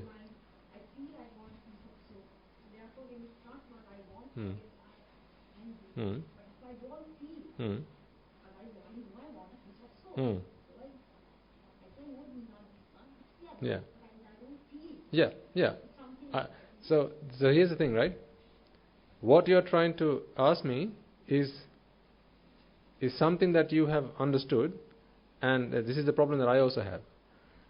There's something that I have understood that I want to use the right words to express it. If what you're saying is what I have understood, then what you're saying is true. The problem is, the feeling that is behind the words that you're putting to me, unfortunately I can't grasp. But if what you're saying is what I'm trying to say, then of course what you're saying is true, madam. So an arahant wants the soap, but there's no weight of feeling behind it. Again, when I say feeling, one could say, well, is that Vedana? So this is where things can get all muddy. This is where it's quite, it's a treacherous terrain to tread, because words are not really fitting to explain these concepts. This is why it would be better if I could just convey my feelings to you. But unfortunately, that's not how we communicate. Right? I have to use words, and you have to use words to ask questions and answer my questions. Now, if I asked you, is the world Nitya or Anicca? Oh, it's Anicca, Swami. Oh, excellent. They have understood. But whether you say, what feeling, what emotion you feel behind those words as you say it, unfortunately, I'm not able to grasp. But I suppose, as you say, it's a bit like this, right? Say, I asked you to bring me a glass of water. Okay? This is a very distant analogy, but I hope it will give you some meaning, some sense of what I'm trying to express here. I have asked you to bring me a glass of water, and I'm thirsty. That's one. Two, I've asked you to bring me a glass of water, but I'm not thirsty. With one, I have asked you to bring me a glass of water because it would be good to have a glass of water. But if I'm asking you for a glass of water because I'm thirsty, now there's a pain or a suffering that I'm looking to relieve by getting you to bring me a glass of water. Whereas in the first instance, I've just asked you to bring me a glass of water. Now, please understand that this is not talking about the physical realm whatsoever, right? An arahant would still ask for a glass of water because he's thirsty, right? But I'm just trying to get the feeling behind it by using words, and I know I'm failing, but I'll keep trying. It's getting someone to do something because it's the right or the appropriate thing to do. I suppose that's the best way to put it. A bar of sunlight is the most appropriate thing to use to wash your clothes. It's the appropriate thing. Not because I'm vexing for it. If I were an arahant, I wouldn't be vexing for it. So an arahant would say, don't leave that there because it's not appropriate. It's not right. So an arahant would say, don't park on that side of the road on an odd day or an even day because that's not appropriate. Not because if you park there, it's going to make me feel bad. There are no feel bads or there are no feel goods. They're simply appropriate and inappropriate. Because appropriate and inappropriate are conventions. Nothing to do with feelings. Nothing to do with emotions. So if you ask an arahant, should you check either side of the road before you cross the road? The arahant would say, no, you don't need to. No, of course not. An arahant would say, of course you should check both sides of the road before you cross the street. An arahant would actually emphasize that point more so than someone who's not an arahant, because they'll say, well, your life is precious, dear. Make sure you cross it and check it not 3 times, 30 times before you cross the road. Because that's how precious life is. But if you don't cross-check the road, you go and have an accident, all he'll say is, well, I said so. He's not going to say, why didn't you listen to me? See what you did? He's not going to, there's no feeling or emotion behind it. But again, the words such as feeling and emotion, you need to understand it in the sense of how an arahant might feel. Right? Because an arahant feels gratitude. An arahant feels gratitude. You have done this for me, so I need to pay my gratitude to you. Venerable Kashyapa, the great elder Kashyapa, when he got to hear that the Lord Buddha had passed away, the distance that he travelled on foot to pay his last respects to the Buddha had passed away. So why would you think the great elder Kashyapa would come and meet the Buddha when the Buddha had passed away? One might think, well, what a waste of time. He's already passed away. What's the point of coming now? That's not what it is about. Because an arahant understands gratitude. They understand gratitude. They do it because it's the appropriate thing to do. And an arahant would sweep his chambers. He would keep it clean, wash his robes, shave. Wash. Go on meals. Perhaps if there's another person who's hungry in his kutir, he'll save half of his meal and say, here's some for you as well. That's not because he feels sad for the other person. That's because that's the appropriate thing to do. It's the right thing to do. Conventionally, that's the appropriate thing to do. So it's in that context you need to understand it. And this is, I suppose, appropriate and inappropriate might be a better way to express that. Sudusu and no sudusu. Nothing to do with sentimental emotions. And that's what we suffer from, sentimental emotions. That's mental. So, again, coming back to our favorite process, attachment, which is tanha, is always back to this mental object. Whether it's pleasurable, in which case that's a positive reinforcement, or it's displeasurable, which again is a case of reinforcement, a negative reinforcement, but it's still reinforcement. We'll come back to this later. Okay? Because I'm not qualified enough as yet to explain this in its full detail so that you actually understand it fully. So we'll come back to it later. And then we go into upadana, which is clinging. So to attach is one, and to cling is something else. They go hand in hand, but it's not one and the same. To attach is, I suppose if I were to give you an analogy of it, it's something like you see a bunch of flowers and you go, oh, they're lovely. And then the next point you put your hand forward, you put your arm forward and go, can I have that? Now you've actually made it yours. Previously it was an affliction. It was an affinity. It was a wanting. But now that wanting has gone beyond a simple wanting, and it's actually you have made it part of who you are. I suppose that's the best way to put it. It has become part of what defines you. And after all, what is it that defines you? If I ask you to give you a speech about myself, what would you say? All the things you like and all the things you don't like, right? That's what you would say. This is my name, which is fact. My name is fact. I'm a girl or a boy, that is fact. I have this color hair, this is fact. And then from that point forward, you go from fact to fiction. My favorite color. That's not fact, that's fiction. That's made up. That could change the next moment. My favorite food. My favorite person in this world. My superhero. My favorite film. My favorite song. Right? Now you go into fiction. This is all made up stuff. So really, when you talk about myself, a lot of the time you're talking about your likes and your dislikes. I like this person, I like that person, I don't like this person, I don't like that food, and I don't like that color. Right? These are things that we used to talk about when we talk about myself. So after all then, when you're talking about myself, your defining characteristics are the things you like and the things you don't like. So then, when you come to the stage of upadana or clinging, what you have just done is you have made the thing that you have attached to a defining characteristic of yourself. In other words, you are saying, this is what defines me.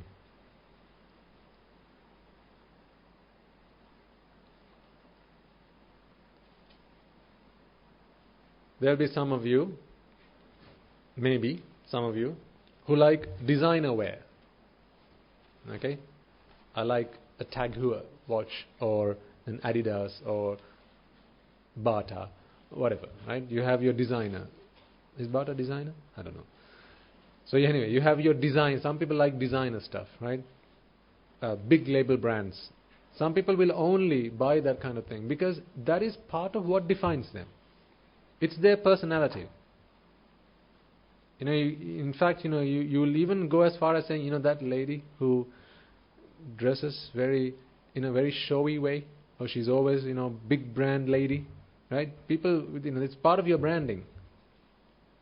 The way you wear your hair is part of your branding. The car you drive, that's part of your branding. The food you have at home, how many stories your house is, that's all part of your branding. It's what defines you. The phone you use, whether you're a Windows person or a Mac person, that's all part of your branding. And sometimes you will fight for your brand. If you are an Apple user, someone comes and says, Apple, it's just expensive rubbish. right? You get so emotional about it. I used to have friends like that. They get so emotional, so sentimental about it, because it's part of what defines them. That is when you have allowed something to become part of what defines you. Because then it's gone beyond the attachment to something that defines me. It's a subtle jump from one to the other. Yeah.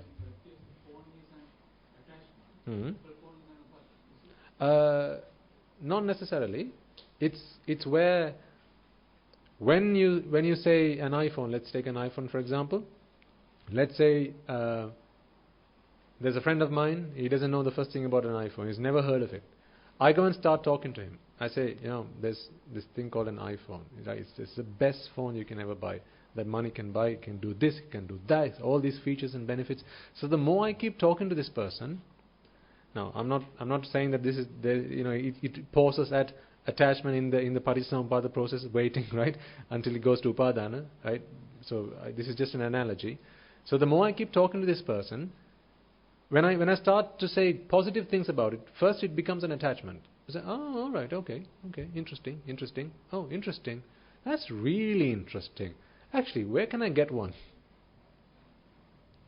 See, now it goes from a simple attachment to something that he wants to say, this is part of what defines me.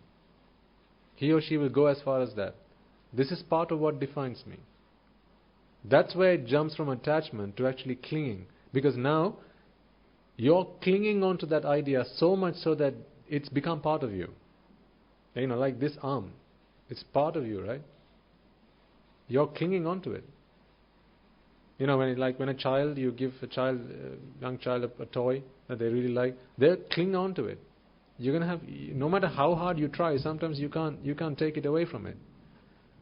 Because it's kind of part and parcel of their very soul. This is part of me. I am this.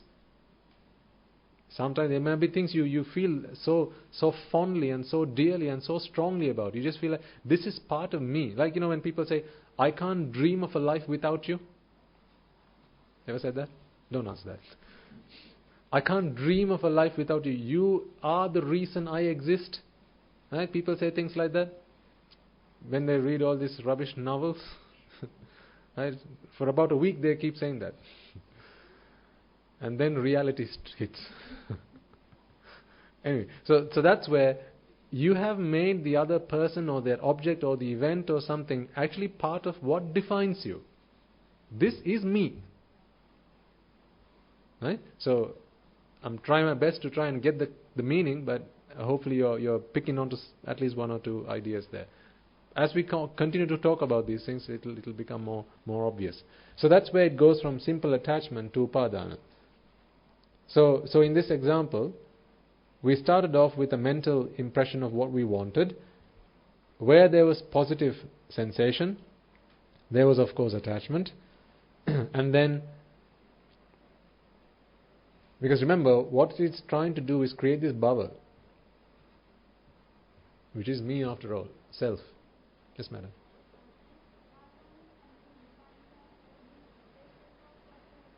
Yes. You could say that, yeah. It's becoming possessive of it.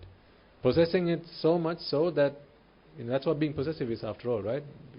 So strongly feeling about it that you couldn't even dream about an existence, spending another day without it. It becomes part of who you are. That's a good way of putting it. Possessive, being possessive about it. So then, this bhava or becoming. So this is on the way to creating the self, or what we say mama.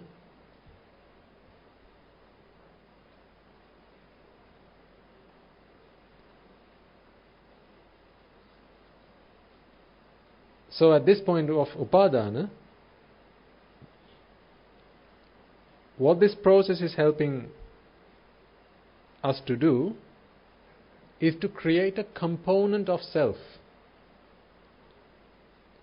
to foster the self, to grow the self, to make the self stronger, a component of self is what is being clung on to. So there was, why? Because it's bringing us a pleasurable sensation. And even if it was displeasurable, that's still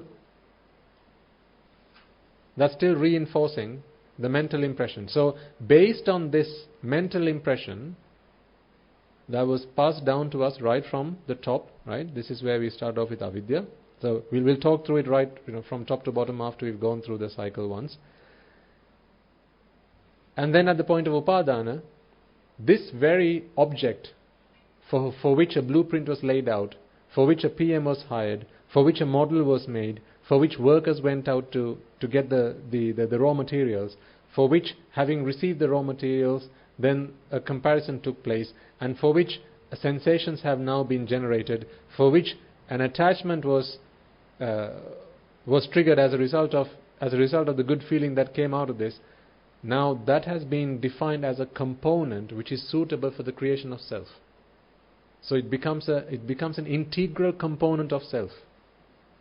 You can't take it away from this process now, because that is based on what the self will be created now.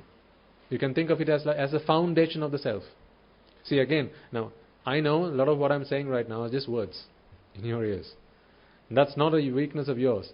It's simply because I'm trying to use words to express what I feel. It's like when people say, words can't express the love I have for you. It's the same thing I'm feeling right now. Because I know that I'm trying to use words here. I'm using all sorts of words to try and get the meaning out to you. But I don't know how successful I am. The only hope I have is the more we continue to talk about this, it'll start to sink in slowly. If you come along to the Sinhala sermons, that will be helpful as well, for those who can. But if you can't, then that's okay as well. So remember, then what we're doing here is creating a component, an integral component, founded on which the self is going to be built at the next stage. And that component is the Rupa Vedana Sanya Sankara Vijnana, which, based on avidya or ignorance, this whole process started. Question? The tiny part of that self. Yes. In fact, it's not just a tiny part. It's the entirety of it. It's the very thing on which self is going to be built now. So it's like the plot of land on which you're going to be building your house now. It is the foundation of the self now. If the self is the house, then that is the plot of land on which the house stands. So what you have now clung on to is the defining component of the self, so much so that it is actually the self. Next day I'll bring a video clip which we tried to, I think you have seen it in one of the sermons, but I'll bring it next time round so you can see it. Yes, sir. Isn't that the sigma of all the clinging parts? You see, yes, but now you're talking about a self, the holistic self. But here what I'm talking about, the self that is created in this process, in this instance, right? Not the entirety of self. This is the self that is created in this instant. So if you look at the past, the present and the future, now you're talking about all of the self instances that were created as a result of running the Paticcasamuppada process. Because after all, if the end product of Paticcasamuppada is the self, and the end product of Paticcasamuppada is suffering, now does that not say something? Self is suffering. That's what's happening here. Okay? So in this instance of the Paticcasamuppada process, what you're getting out is the... Any idea why this keeps doing that? So what's happening then is an integral component of the self is what is being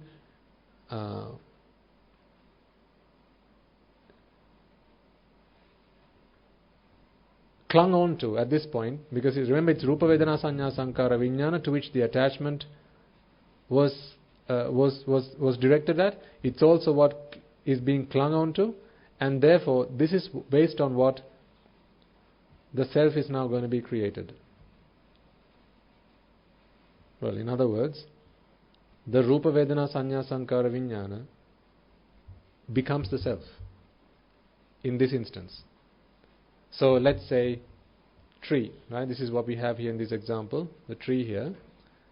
So really the self is the Rupa Vedana Sanya Sankara Vijnana for the tree at that point in time. So it's like when you're looking at that tree, or when you're looking at this example, when you're looking at that tree, if I were to ask you the question, who are you? Your answer to that should be, I am the tree. Or the tree is me. So really, where is Mr. Sunil? If that is what you call yourself.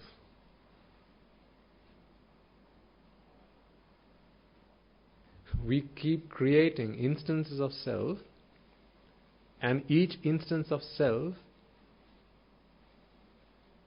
is the Rupa Vedana Sanya Sankara Vijnana, which we believed was pleasurable, joyful and essential. And through this process, we transformed an individual set of Rupa Vedana Sanya Sankara Vijnana from an innocent set of 5 aggregates to a self. The self now is the Rupa Vedana Sanya Sankara Vijnana. So, who is Mrs. Kamala? You have a name by which you call yourself, right? Who's that? If you start thinking about it, you begin to understand, what have I been thinking I was all this time? Because if you're looking at this right now, this is you. If you're looking at that right now, this is you. If you're looking at a piece of caca that was put out by a dog at this moment in time, no, that is you.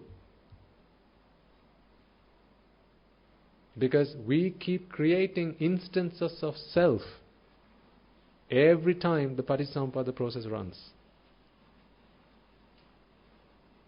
So the self is not a person that you thought you were.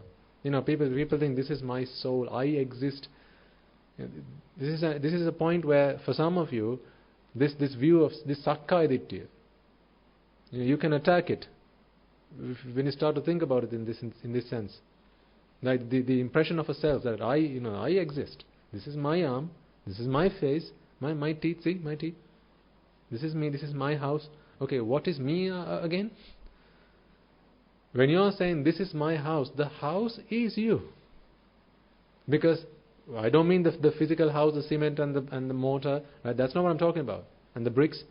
The Rupa Vedana Sanya Sankara Vijnana, through which your mind interpreted the house that you're looking at right now. Those 5 aggregates is you at this point in time. That is what you are. So when you're looking at your car and going, that's my car. No. The car is you. Because after all, it's just the mind arising and passing away. So where's Mr. Sunil?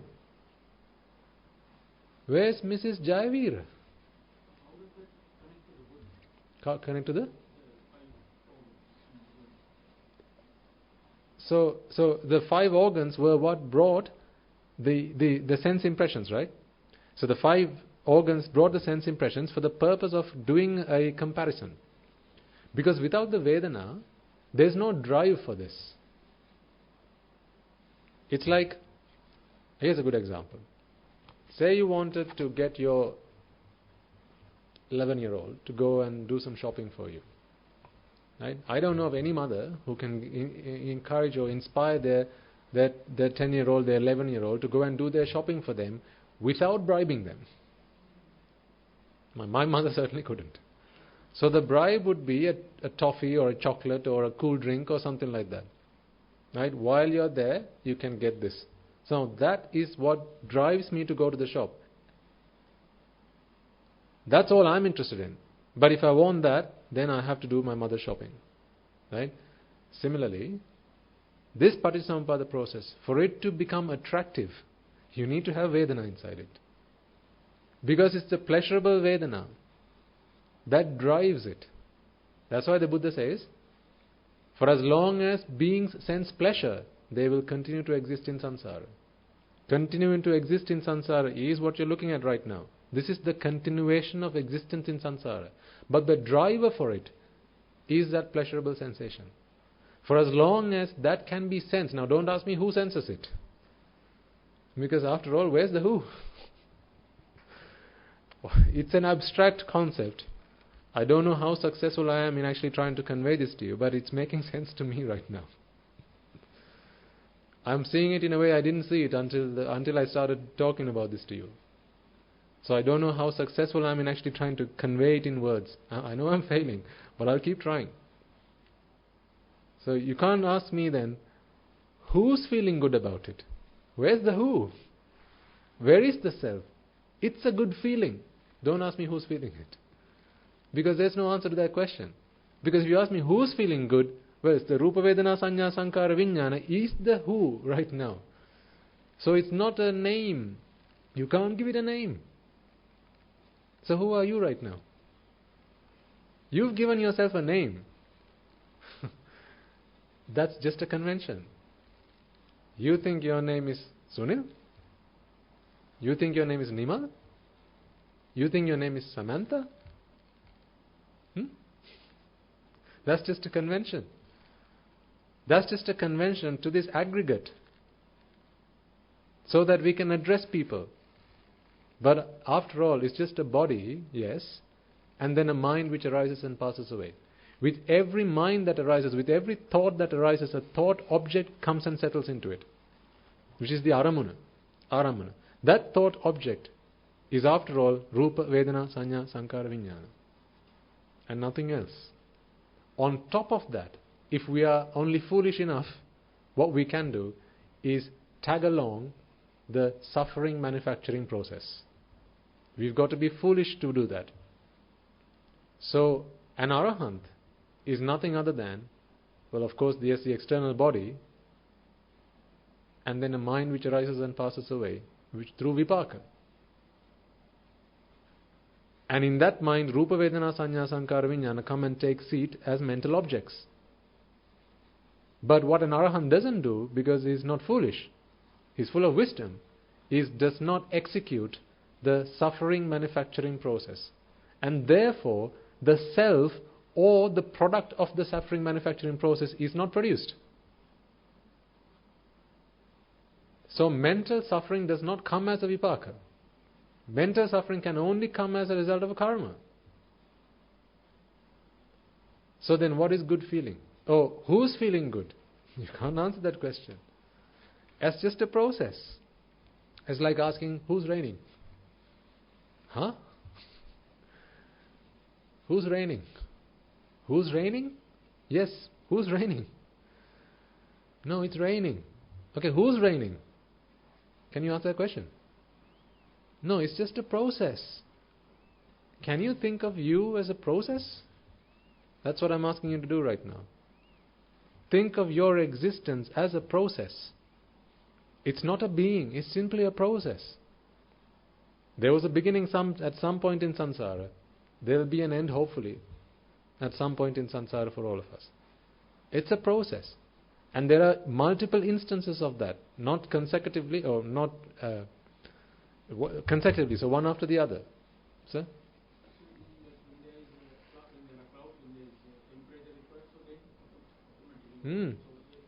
Yeah. Likewise, when there is what is the self feeling. So when you have the causes for the creation of the self, which is the dependent origination, this is why I said, remember, suffering is, the origination of suffering is dependent. I could say it in other words, the origination of the self is dependent. Because whether I say self or suffering, I'm talking about the same thing. They're synonymous. Self and suffering are synonymous. So, what are the causes for the creation of the self? Well, it's what you see on the board right now. Ignorance dictates the creation of a self. It triggers the creation, or triggers the process which produces the self at the end. Whose ignorance? Don't ask me that. It's just ignorance. Ignorance that Rupa Vedana Sanya Sankara Vijnana are pleasurable, joyful and essential. That ignorance, not whose ignorance. You can ask me what is ignorance, I can answer that question. What does it do? I can answer that question. Whose ignorance? You can't ask me that question. I don't have an answer because the question is wrong. Right? Ignorance, or the presence of ignorance, that Rupa Vedana Sanya Sankara Vijnana is pleasurable, that knowledge, so wrong knowledge, right? This is not correct, this is wrong knowledge. That ignorance kicks off the suffering manufacturing process. For that suffering manufacturing process to be attractive so that it keeps running, you need Vedana. Otherwise you wouldn't run it. It wouldn't run. The process would come to an end. But this pleasurable feeling, the pleasurable sensation keeps it running. It keeps fueling the process. This is why I say this is the most efficient process there is. It keeps feeding itself. Every time it runs, it feeds itself. Every time it runs, it feeds itself. It's the catalyst. It's its own catalyst. So this reaction keeps running, and this reaction is its own catalyst. Every time it runs another one. So therefore, the only way you can stop this is if you go and treat it at the root.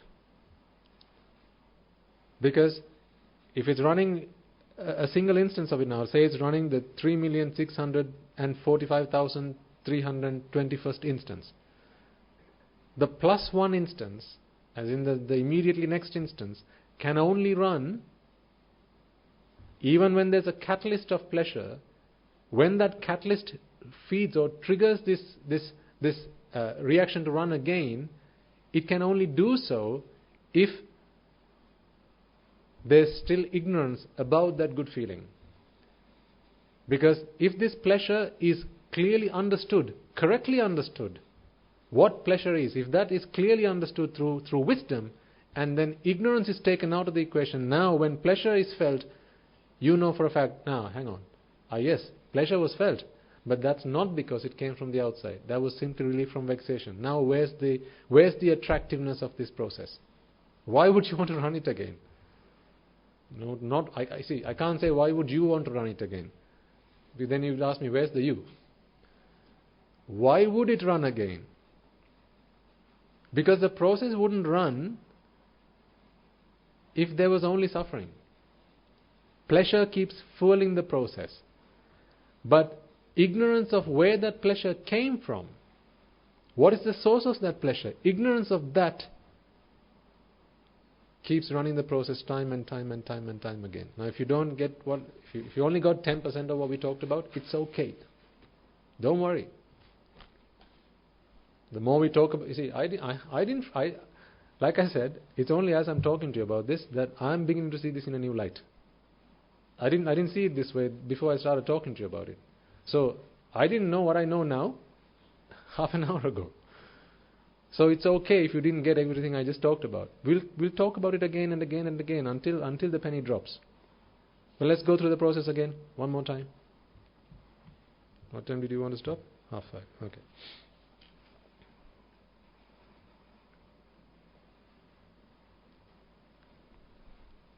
We started off with avidya, ignorance. Who's the CEO of the company? Hired to do a job. Okay?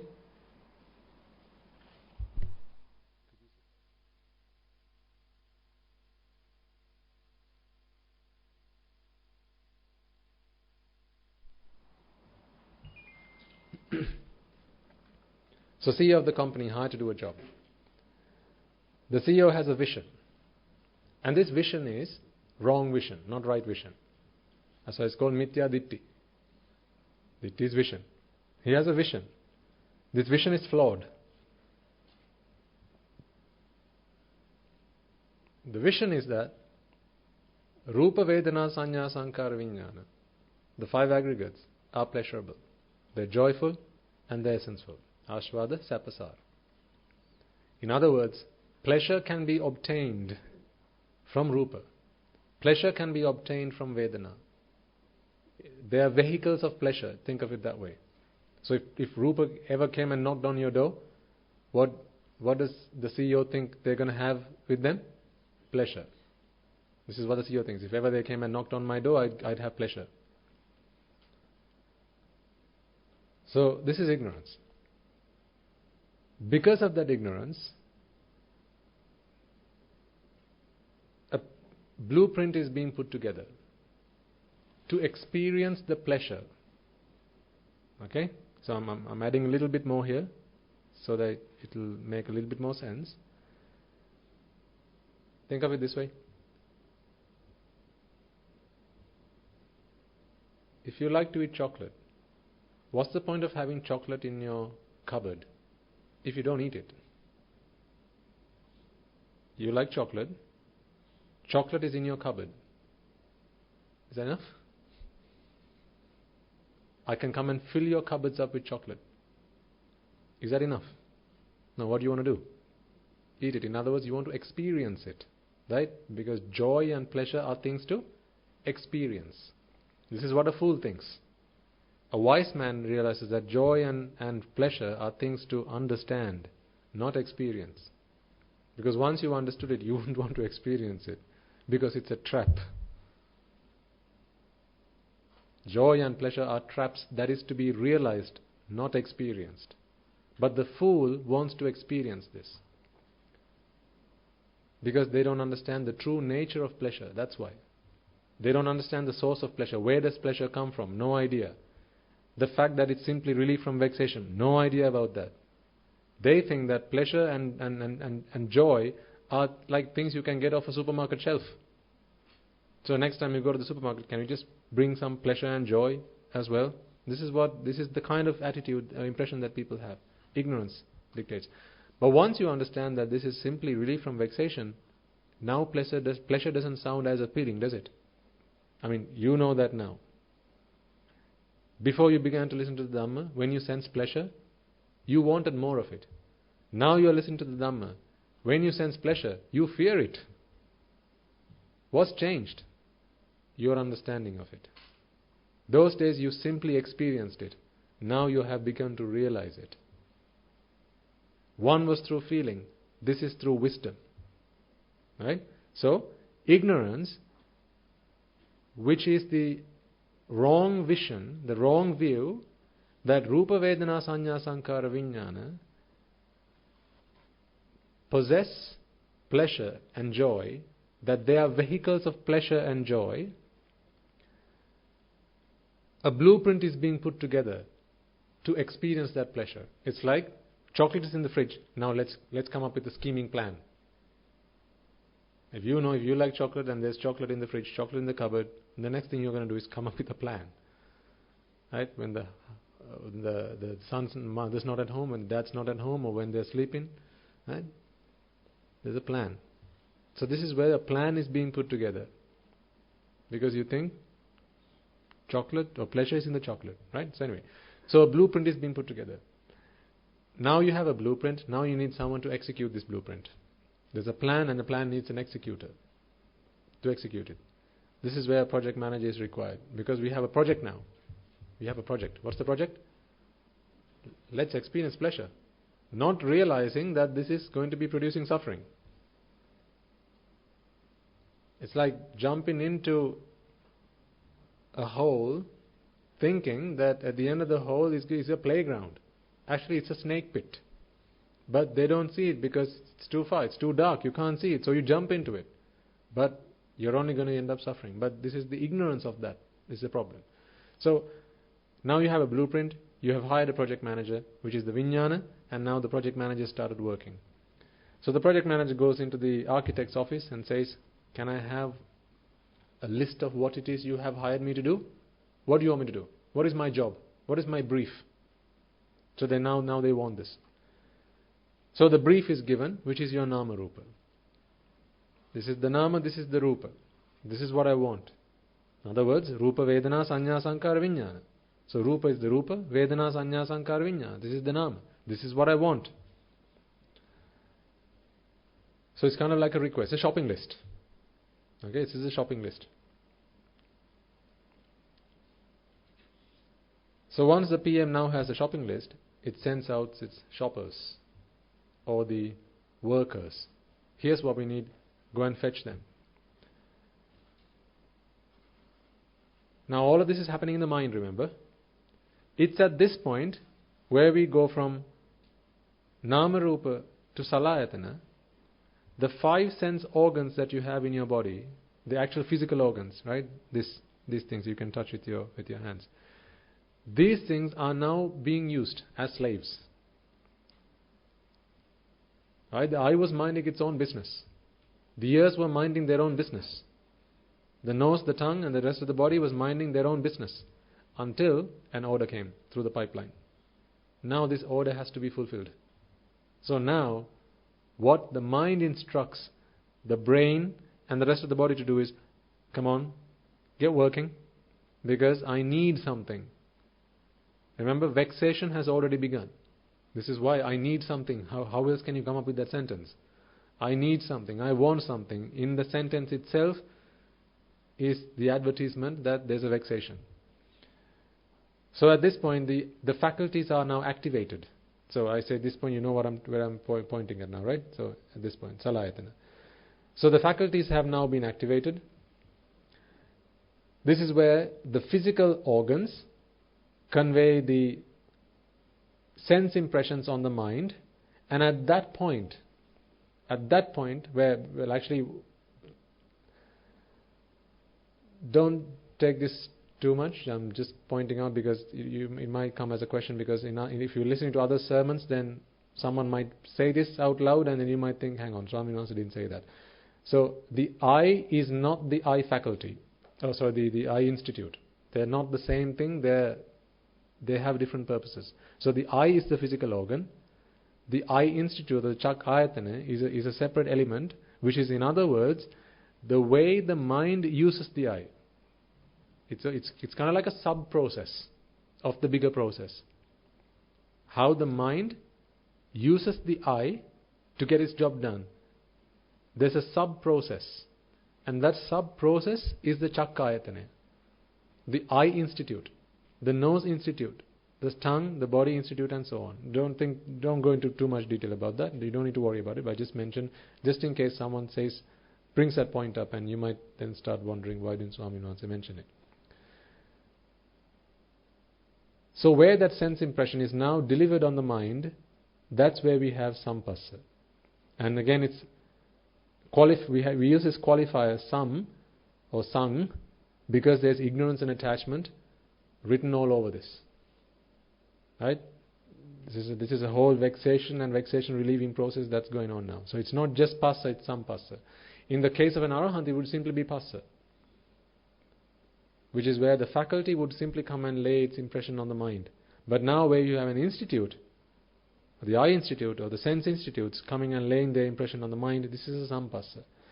At the point of sampassa, you now have a comparison. The comparison is between what came from the outside, which has come from, this is where it all came from, right? These things on the right hand side, and the mental impression. So this comparison now has to happen. When this comparison happens, as with all comparisons, there are 3 results. There's either it's a match, it's a mismatch, or undecided. This is where you have pleasurable, a displeasurable, and an equanimous sensation that comes out of it. I'm purposefully not using the word unpleasurable, and the reason for that is because unpleasurable, the idea that the word unpleasurable might leave you with is that, well, there's no pleasure. Void of pleasure. Remember last week we talked about this point briefly. Vexatious is not simply void of pleasure, it also means there's vexation. So it's not simply that pleasure is not present, it also means that if you attach, you shall vex. Right? So at this point, it's not simply that there is no pleasure, it's also there's a friction here.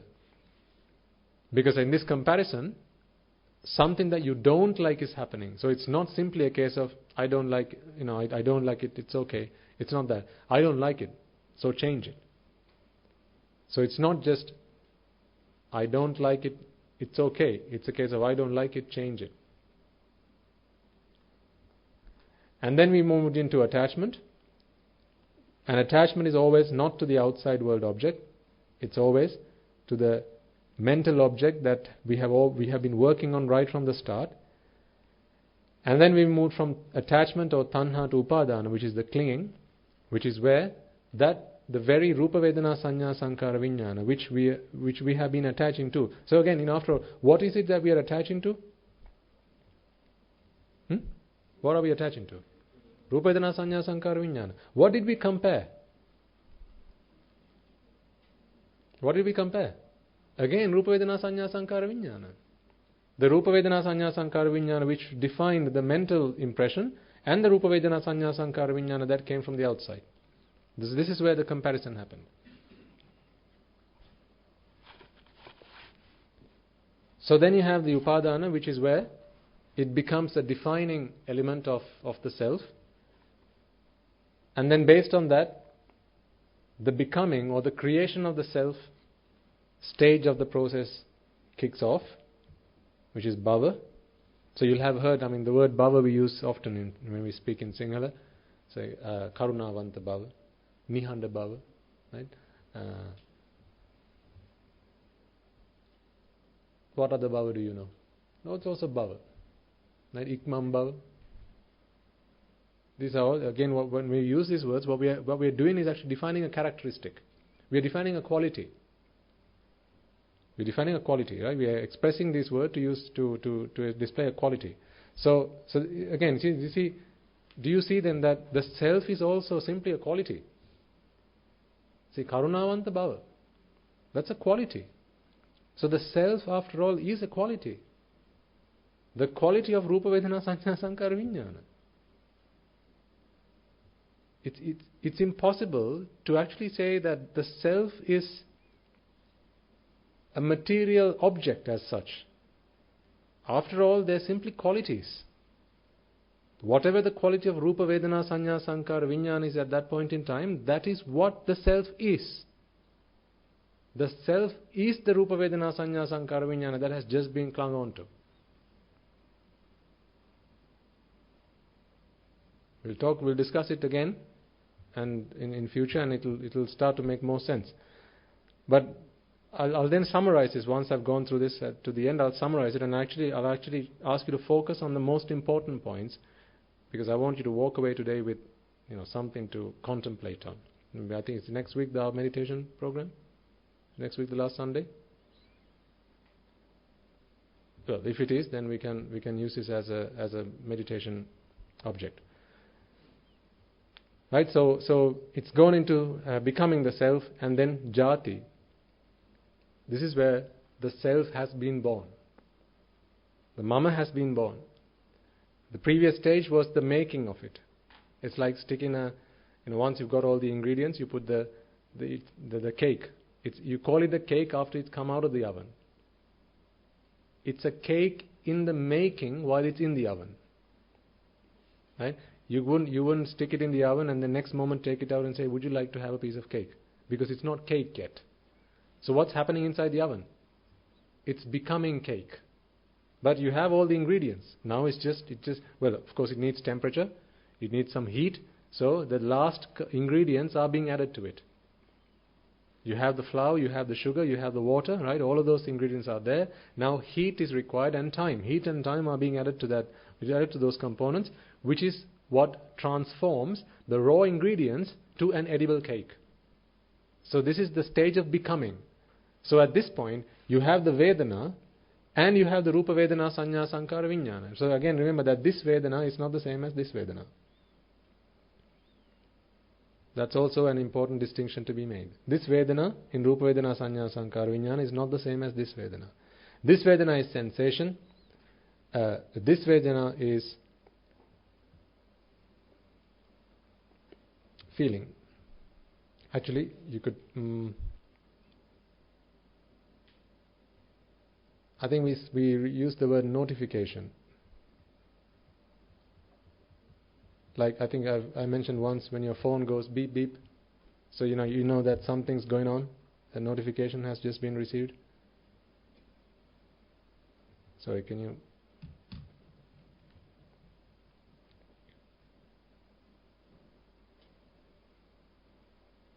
Thank you. So this is the notification or that a Vedana has, or something's just been triggered, right? That's like a stimulus. That's a stimulus. Whereas this is a sensation and this is the result of comparison. How do we know that these two things are not the same? What is an evidence of that? Can this happen in the mind of an Arahant? This Vedana? Can it happen in the mind of an Arahant? No, it can't happen in the mind of an Arahant.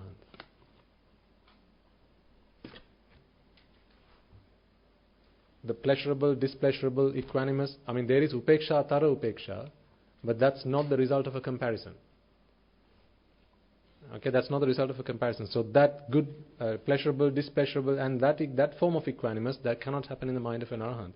This is why that is evidence then that the two Vedanas are not one and the same. So anyway, when we come to bhava, I suppose you could say that the ingredients of bhava are Rupa Vedana, Sanya, Sankara, Vijnana, the 5 aggregates, plus feeling.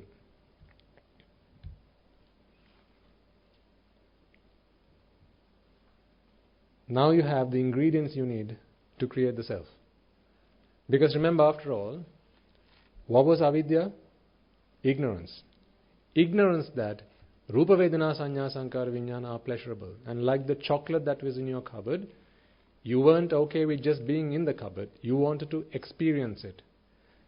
Because you know that chocolate is delicious. So you want to experience that deliciousness. So if Rupa Vedana, Sanya, Sankara are pleasurable, what would you like to do with them? Of course, experience it. If Rupa Vedana, Sanya, Sankara, Vijnana are pleasurable, what experience would you like to get out of it? They're pleasurable. What experience would you like to get out of it? Pleasure, of course. So if you want pleasure, then you have to compare. How else can you generate pleasure? If pleasure was actually in the Rupa, now you wouldn't need to compare. Do you see that point there? If Rupa actually possessed pleasure, and Vedana actually possessed pleasure, Sanya, Sankara and Vijnana actually possessed pleasure, if they were components, pleasure was a component of these 5 aggregates, you wouldn't need to compare. But because they are not in them, now you need an artificial process to generate pleasure. And that artificial process is all embedded within Paticcasamuppada. See, this is why I say this is a perfectly planned process to put you in trouble. It's a mastermind. Beautifully. There's not one point where you can say that's a waste. Remove any one of these components and it wouldn't run. This is fine-tuned. No wastage. 100% efficient, this process. And it's so good, it keeps feeding itself. This is positive reinforcement. Every time you sense pleasure, yes, exactly what I thought. Let's run it again. And again there's pleasure. Let's run it again. Again there's pleasure. Let's run it again. See, it keeps feeding itself. It's like an endless power supply. You couldn't think of one like that. There isn't one like that in this world except for this. This is endless. This power supply is endless. It keeps feeding itself. Self-sufficient. Paticcasamuppada is self-sufficient. If you want to come up with an example for something that is self-sufficient, 100% Paticcasamuppada. 100% self-sufficient. Right? So, because, what if there was no eyes, ears, nose, tongue, body? Well, you still have the mind. So the mind and the Dhamma. See, self-sufficient. Because this process runs in the mind and the mind can feed itself. So you don't need any other external inputs. It can run all by itself. And all it does is generate suffering. What a perfect cocktail.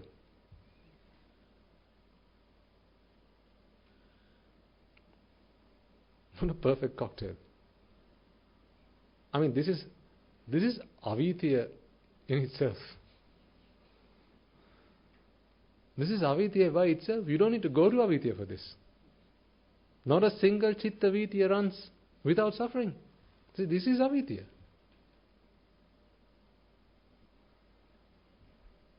Okay, so ultimately we get to the self and the jati is born, and then once the jati arises, now goes to jara marana. So the self, which at this point either gave pleasurable sensation, unpleasurable sensation, or equanimous sensation, ultimately leads to decay and death. Remember, with the decay and death, What you're losing out now is that opportunity to experience the pleasure that you thought was in Rupa Vedana Sanya Sankara Vijnana. After all, that was what the self was created for. The self wasn't created to suffer. The self was created so that you could experience the pleasure that you thought was in Rupa Vedana Sanya Sankara Vijnana. Now when it goes to Jara Marana, decay and death, well, you're losing the one opportunity you have. The only opportunity that you had to experience that pleasure is now being lost. Well, who wouldn't cry about that? It's like there are things laid out on this table. The only way you could hold them, touch them, is if you had your two hands, or your arms. Someone comes and chops your arms off. Now how can you touch them? No, you can't. So likewise, the only opportunity that the mind had to experience the pleasure in Rupa Vedana Sanya Sankara Vijnana was with the self that was created. With that gone, so how can you any further experience the pleasure that you thought was in the Rupa Vedana Sanya Sankara Vijnana? And remember, after all, the self is the Rupa Vedana Sanya Sankara Vijnana at that point in time. And when that passes away, because really, if you remove this self-business from this process, right, all that's left is Rupa Vedana Sanya Sankara Vijnana rising and passing away. This happens as a vipaka, and you can see that in the mind of an arahant. Does that cause any suffering? No suffering at all. The only thing that you can artificially introduce into this, right? The only thing you can artificially introduce into this is the creation of the self process. And the moment you do that, with decay and death, now suffering begins to set in. Now suffering begins to set in. So, all you introduced was the suffering production process. You didn't introduce anything else into this. So if you didn't introduce anything else into this, then nothing else can pass away. The only thing that can arise is Rupa Vedana Sanya Sankara Vijnana. The only thing that can pass away is Rupa Vedana Sanya Sankara Vijnana. The only thing you can introduce artificially into this process is by using the very same Rupa Vedana Sanya Sankara Vijnana, a process, a mechanism to create suffering. So when the chitta passes away, the only thing that's passing away now again is Rupa Vedana Sanya Sankara Vijnana, nothing else, because you didn't introduce anything else into this. The only ingredients you can have left at the end of something are the ingredients that you put in at the beginning. If you don't add any additional ingredients, you're not going to get anything at the end that you didn't put in at the beginning, right? The tea at the end will only have your milk, your sugar, your tea leaves, and the water. You're not going to get anything else at the end of it. If you don't add anything in the beginning, you're not going to get anything at the end of it. The only thing that was artificially introduced by the dependent origination process is the mechanism, not ingredients. It's a mechanism. It's like this. Say there's a ground, you send in 10 people, and you give them a ball. Okay? You ask them to play netball. Or say you ask them to play netball. So now they're playing netball. Now you don't remove any players, you don't add any new players, you don't remove the ball, you don't add any balls. Now you ask them to play basketball. But no basket, just pretend basketball. Ingredients haven't changed. The same players haven't increased, haven't reduced. The same ball, not a new ball, same ball. But what they're doing with the ball is now different. Previously they played netball, now they're playing basketball. So it's just a different game with the same ingredients. Likewise, in the case of an arahant, the ingredients were the same, is the same as the ingredients for us. Rupa Vedana Sanya Sankara Vijnana, rising and passing away. In the case of an arahant, he's playing netball. We are playing basketball. Basketball is the only game with which you can suffer. Netball, no suffering. See, it's the process that has changed. The ingredients are the same. So if the ingredients are the same, when Rupa Vedana Sanya Sankara Vijnana pass away, how come you and I are suffering? It's because there's a self-producing process that has been artificially introduced into this. And it's a result of that process that we suffer. Not because of Rupa Vedana Sanya Sankara Vijnana passing away that we suffer. And just to really help you grasp that point, I'll give you this analogy, and then we'll move to the closing of the sermon, because I know you want to get back home a little earlier than usual. Imagine there's a woman. She's pregnant. Okay, so she's with child. She does not care for her life. Okay, she has no care for her life. She's prepared to die whenever. She doesn't care about her life. But she's with child. She loves this unborn child to bits. Okay? She loves the child. Does she care about her life? No, but she loves the child. If she dies, what's going to happen? The child dies. She dies. So this happens. She dies. Let's say she's born again in the next birth, and she looks back into her past. She realizes that one day she died. Remember, she had no attachment to her own life. But what she was attached to was the child. She loved the child. She doted on the child. Her death is not what causes her suffering. The death of the child is what causes her suffering. But there was no way that she could not die, or there was no way that she could die and let the child live. Because it is in her womb that this child lives. So similarly, when the Rupa Vedana Sanya Sankara Vijnana passes away, the self has to die with it. Just like the child in the womb has to die with the mother that's carrying it. So when the Rupa Vedana Sanya Sankara Vijnana passes away, the self that is the child, which is born by Rupa Vedana Sanya Sankara Vijnana. Remember, this is all artificial. It's all fiction. This is the best science fiction story. This is the best science fiction story. Who wrote the best science fiction story? The Buddha did. This is the best fiction story there is.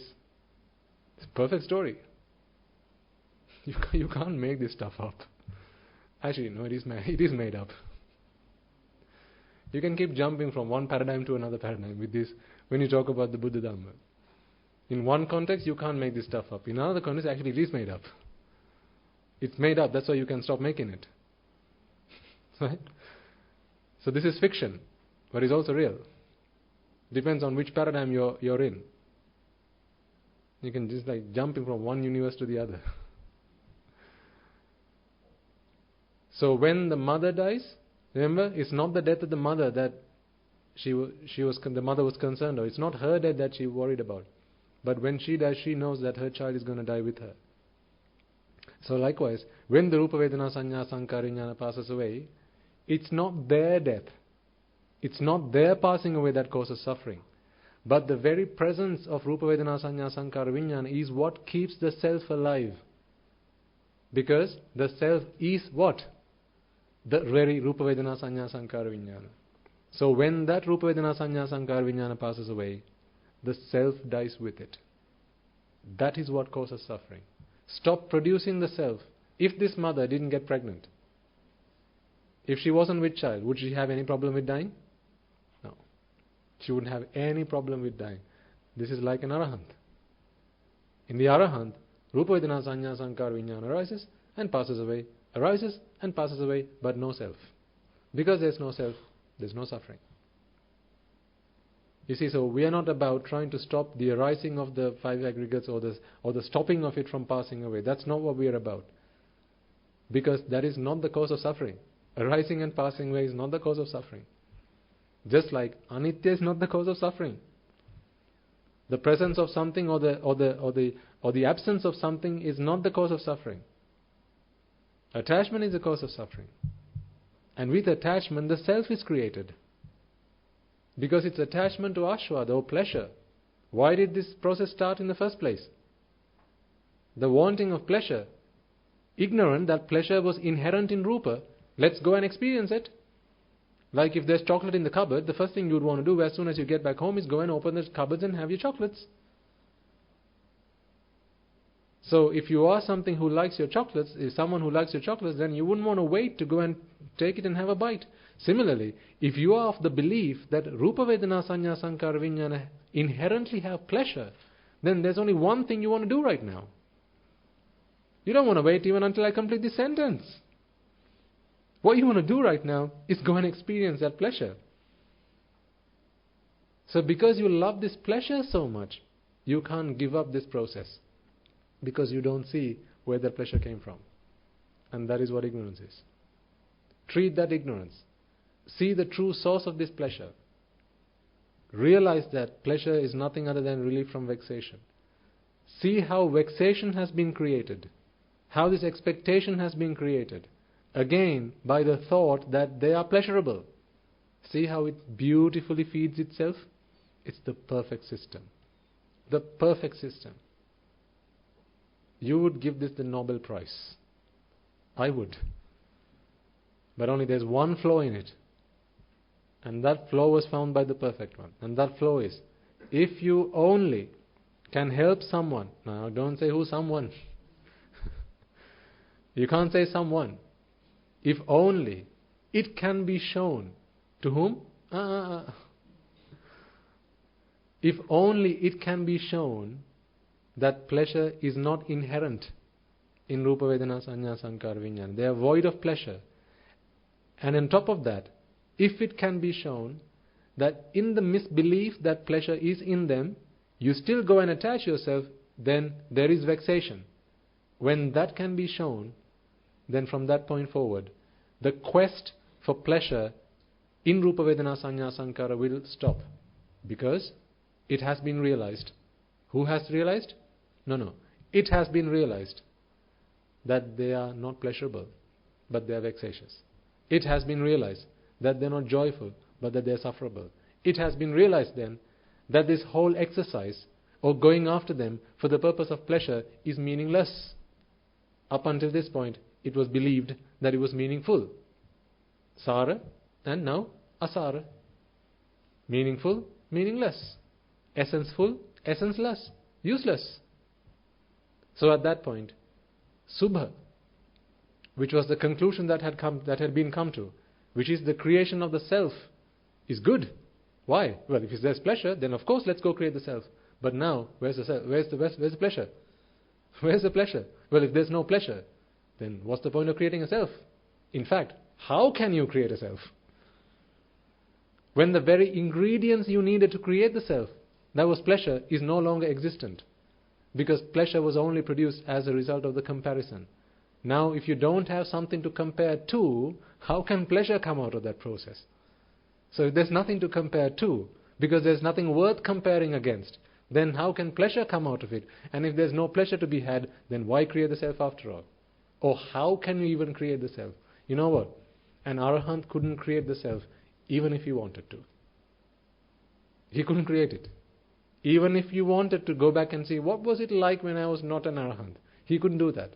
He couldn't do that because to create the self, you need a pleasurable feeling. And that pleasurable feeling can come only out of a comparison. To compare, there has to be something that comes from the outside, and there has to be something that you want from the inside. When you don't have something you want from the inside, how can you compare? So an Arahant couldn't create a self, even if he wanted to, because there's nothing that he believes is worth comparing, worth looking for, worth fighting for, worth dying for.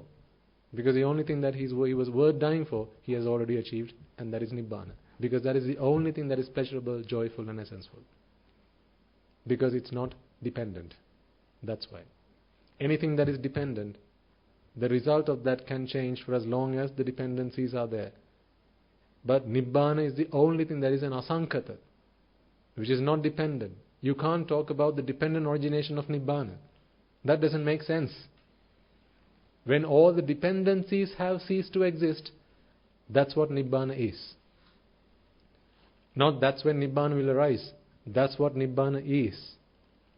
That's why they say, Yadidang Sabba Sankara Samato. When all dependencies have ceased to exist, that is Nibbana. Not Nibbana will come then. That is Nibbana. I don't know how much of what I have spoken today you have understood. But I have really understood something. Thanks to you. But don't you worry. If only a little bit of that made sense, or some of that made sense, or a lot of that made sense, we will continue the conversation. Thank you for coming today. I have really gained a lot out of it. The one thing I really believe in is, it's not just the merit of the person who's preaching that is in action, that is in force, when a sermon is being preached. It is the merits of all of you, all of us together, the combined merits of all of us, that bring out the Dhamma in whoever is preaching. So thanks to you, I have really understood something. You have really done me proud. Please come again. No, but what we have understood, what we have collectively understood. See, I can't say where's the I that understood? It has been understood, not I have understood. It has been understood. So what has been understood, we will discuss in the future again. We'll bring it out again, we'll talk about it again. And the more we talk about it, the more it will make sense. If you come along to the Sinhala sermons, then I'll probably try and make an attempt in explaining this in Sinhala also. But if you can get the recording of this, maybe listen to it a couple of times. And I think, I'm sure it'll start making sense. Because it has made sense to me. So it must make sense to you. Because it is the collective power of all our merits that has brought this out. So after all, what do we need to do then? This is why the only place we need to treat is avidya. Right? You can't treat anywhere else in this process. It's meaningless. That is also attiyati harayati jigucchati. To try and treat anywhere else in this process, meaningless, essenceless. The only place you can treat is ignorance. Because anywhere else, if you the moment you go after avidya, the moment you leave avidya and go beyond that stage, you have already hit the positive reinforcement process. So whatever result you get at if you take a measurement at anywhere else other than avidya, they're all feeding back positive news. Avidya is the only thing that is not feeding back positive news. There's no positive information coming out of it. It's just as it is. It's just the bare truth. So that's the only place that is worth treating. That's the only place that we can actually break this process at. This is why the Buddha said, anicca dukkha anatta. And this is why I feel sometimes, his greatness, right, to me, certainly, his greatness is not simply in being omniscient. Right, sarvagnya. Omniscient is the one who knows everything, knows it all. Right? That is not why I believe he's so great to me as a teacher, as a master. His greatness, I see, is because what he did for me was, in all the vast, infinite amount of knowledge that he possessed, he boiled it down to the little bit that I can understand. That is where I see his greatness is. Because he realized that I am not a Supreme Buddha. He realized that someone as pesky as me, someone with a little pea brain like me, can only understand 3 little words. So he boiled his vast ocean of knowledge and wisdom down to 3 little words and said, just do this. Don't worry about the rest of it. It'll all be fine. That is why I love him to bits. It's like a doctor that comes and says, just take this pill. Everything else will be fine. Don't worry. This stomach ache? No, don't worry. Headache? Don't worry. Backache? Don't worry. Just take this pill. You sure? Of course I'm sure. If you trust your doctor, you'll be fine. Once you start suspecting the doctor, he said this, but I'm not so sure. See, you have to believe in your teacher. You have to have some faith in your teacher to try it out with full acceptance, full belief. Yes, let me try it out. See how it goes. But and as you start doing it, it will make sense. It will begin to make sense. But you have to do it first to start making sense. Perhaps all of you might have started listening to the Dhamma a little bit skeptical when you first started listening to it. Not on top of that, everyone else you knew said, they're corrupting the Dhamma anyway. They're distorting the facts. They're making stuff up, right? So it's all brainwashing. So regardless of that, you still picked up the courage and the guts to come and listen to the Dhamma. Perhaps in a CD or wherever, online, whatever. But you took that leap of faith. And once you took that leap of faith, then you listen to it. Let me just listen to it and see what they're really talking about. And you just listen to it, you realize, What are they talking about? This is the truth. See, first you need to take that leap of faith. Jump, and then you will swim. If you wait for that day, can I jump? No, it's too cold. Or if you all keep coming up with excuses, can't jump, you're never going to jump. Jump, and then you'll swim, don't worry. Don't worry. Okay, I'm going to let you off half an hour earlier than normal. Be careful on the way back. Okay? Don't get yourselves into any problems. I don't expect there will be any. As I've heard, it's been all very peaceful and calm and quiet. Long may that continue. Not just for today, but forever. And I'm sure, your chanting of the Arya Maitreya and the blessings that you put out towards all living beings, all sentient beings, I'm sure will have done something in order to avail us of the calm and quiet that we are able to experience today. So continue to do that. It's all good things to do. Is it in English today? Yeah.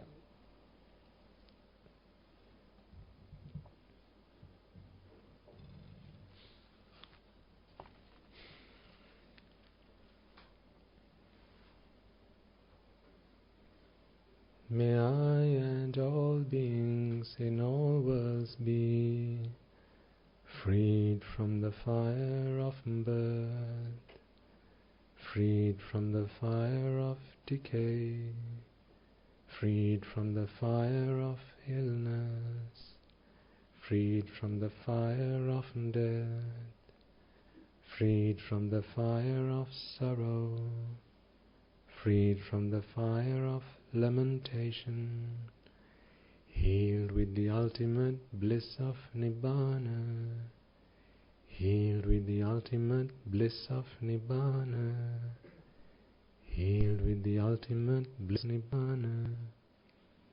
May I and all beings in all worlds be freed from the fire of suffering, freed from the fire of discontentment, freed from the fire of exhaustion, freed from the fire of disappointment, freed from the fire of clinging on to the five aggregates, healed with the ultimate bliss of Nibbana, healed with the ultimate bliss of Nibbana, healed with the ultimate bliss of Nibbana.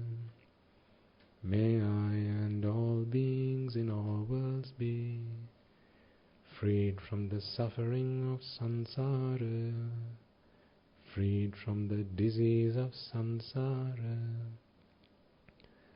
freed from the fear of samsara, freed from the flames of samsara, freed from the burning of samsara, freed from the sorrow of samsara, freed from the lust of samsara, freed from the clutches of samsara, healed with the ultimate bliss of Nibbana, healed with the ultimate bliss of Nibbana, healed with the ultimate bliss of Nibbana.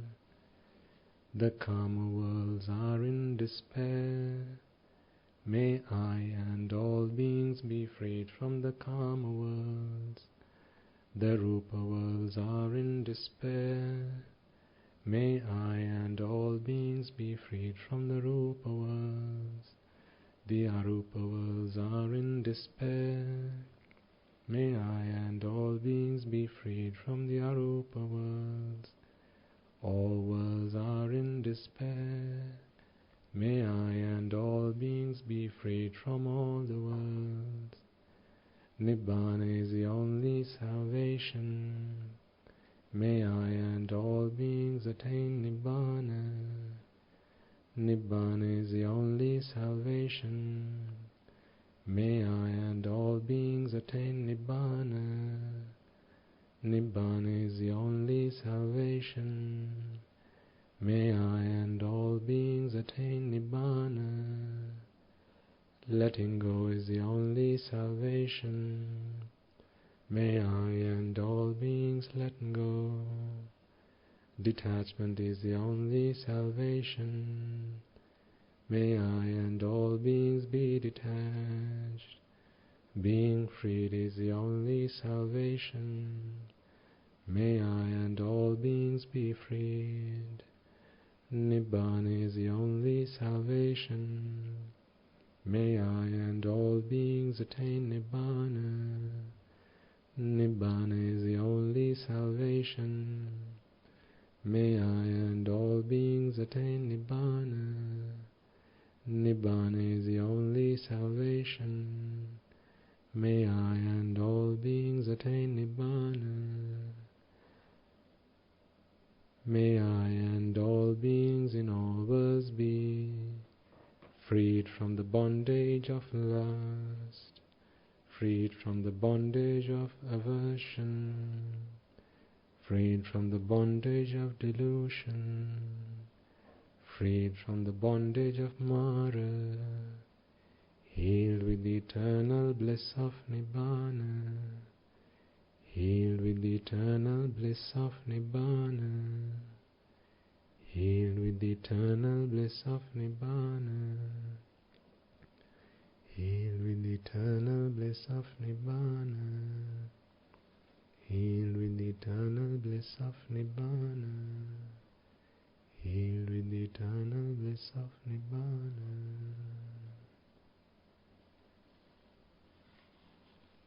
Okay.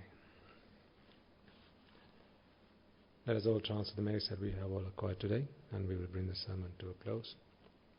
First and foremost, let us all take a moment once again to remind ourselves that it is because of the Supremely Enlightened One, the Perfect One, the Omniscient One, the Magnificent One, the Infinitely Virtuous One, that we have the gift of Dhamma today. It is because of His selfless commitment and compassion towards all sentient beings that you and I are able to redeem ourselves from the shackles of samsara. Let us also on this occasion take a moment to remind ourselves of the Bhikkhu Bhikkhunis, Upasak Upasikas, who since time immemorial, as well as the Mahasangha, who protected and preserved the pristine teaching of the Buddha and passed it down to us in the form of the Tripitaka, which we can today study, understand, analyze and comprehend. And on this occasion, let us take a moment to transfer all the merits to all the members of the Mahasangha, all the Bhikkhu Bhikkhunis, Upasak Upasikas, not forgetting for a moment the members of the Mahasangha who are resident in your local temples, as well as any nuns who might be resident in your local nunneries. Although you have come here today to listen to the teaching of the Buddha, to make your offerings, do not forget for a moment that the members of the Mahasangha who are resident in your local temples and the nuns resident in your local nunneries, who have always been by your side through thick and thin, come rain or shine. It is they who have always been there to support you, guide you, assist you. May they all be able to rejoice in the merits that we have all acquired today. May all the members of the Mahasangha resident throughout the world, including the Mahanayakas, the Anunayakas, who have forever carried on the duties that have been bestowed upon them to protect and preserve the Sambuddha Shasana all the way down to us. May they all be able to rejoice in the merits that we have all acquired today. May through the power of these merits they abstain from non-meritorious deeds, fulfill the meritorious deeds, fulfill the Noble Eightfold Path, and attain the supreme bliss of Nibbana. Sadhu, sadhu, sadhu. Let us also take a moment to transfer merits to the Devas, Brahmas, spirits, demons and the dead. Any beings who will have at some point in samsara, being a mother, father, brother, sister, uncles, aunts, nephews, nieces, grandparents, so on and so forth, been attached to you, helped you, supported you, assisted you in any way, shape or form, come to your assistance in a time of need, in whatever capacity they might have helped you, supported you, assisted you, may they all be able to rejoice in the merits that we have all acquired today.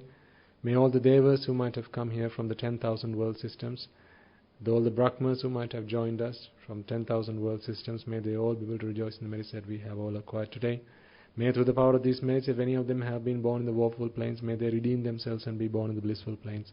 May through the power of these merits they abstain from non-meritorious deeds, fulfill the meritorious deeds, fulfill the Noble Eightfold Path, and may they all attain the supreme bliss of Nibbana. Sadhu, sadhu, sadhu. Let us also take a moment to transfer merits to the members of the armed forces who fought a long and cold war in Sri Lanka, members of the triple forces, as well as members of the police force, as well as any man, woman or child who might have lost their lives in the wars, be they friend or foe. May they all be able to rejoice in the merits that we have all acquired today, as well as those men, women and children who might have lost their lives in natural calamities such as the tsunamis, earthquakes, landstorms, hailstorms, landslides and so forth, not just in Sri Lanka but also in other parts of the globe. May they all be able to rejoice in the merits that we have all acquired today. If any of them have been born in the woeful plains, may they redeem themselves from such woeful plains and be born in the blissful plains. May through the power of these merits they abstain from the unmeritorious deeds, fulfill the meritorious deeds, fulfill the noble eightfold path, and may they all attain the supreme bliss of Nibbana. Sadhu, sadhu, sadhu. Let us also take a moment to transfer merits to all those who will have made efforts to make this event a success, perhaps by decorating the stage here today as an offering to the Dhamma, or perhaps by laying out the room such that you are able to come along, listen to the teaching in comfort, or perhaps by ushering you to a seat, perhaps by offering you a glass of water, or perhaps by giving you a refreshment. In whatever capacity they might have helped you, supported you, assisted you, or perhaps by providing you with transport to be here today, as well as those members of your families, as well as those of your colleagues who have relieved you of your duties and responsibilities so that you could be here today. It is with their blessings that you have come here today. May they all be able to rejoice in the merits that we have all acquired today. May through the power of these merits they abstain from the unmeritorious deeds, fulfill the meritorious deeds, fulfill the noble eightfold path, and may they all attain the supreme bliss of Nibbana. Sadhu, sadhu, sadhu. Finally, let us also pass on these merits to all those men and women who have dedicated themselves to leading our country, to protecting our country, to safeguarding it, and to developing it in whatever capacity that they are able to. May they all rejoice in the merits that we have all acquired today and in the future. May they all, through the power of these merits, abstain from the unmeritorious deeds, fulfill the meritorious deeds, fulfill the noble eightfold path, and may they all attain the supreme bliss of Nibbana. Sadhu, sadhu, sadhu. And finally, may through the power of all the merits that we have all acquired today, in listening to the teaching of the Buddha, in preaching it, in making offerings to the Triple Gem, and in acquiring merits throughout the course of today in whatever meritorious deed you might have engaged yourself in, may through the power of all those merits we be able to witness the advent of many hundreds of thousands of Arahatun Vahanses in this blessed land and in our very lives itself. Sadhu, sadhu, sadhu. And may through the blessings of the Noble Triple Gem, as well as the power of all the merits that we have all acquired today, you and I be able to become one of those Arahatun Vahanses, one of those Arahat Mehanin Vahanses in this very life itself and in the era of the Gautama Supreme Buddha itself. Sadhu, sadhu, sadhu. The members of the Mahasangha will now transfer their blessings to you.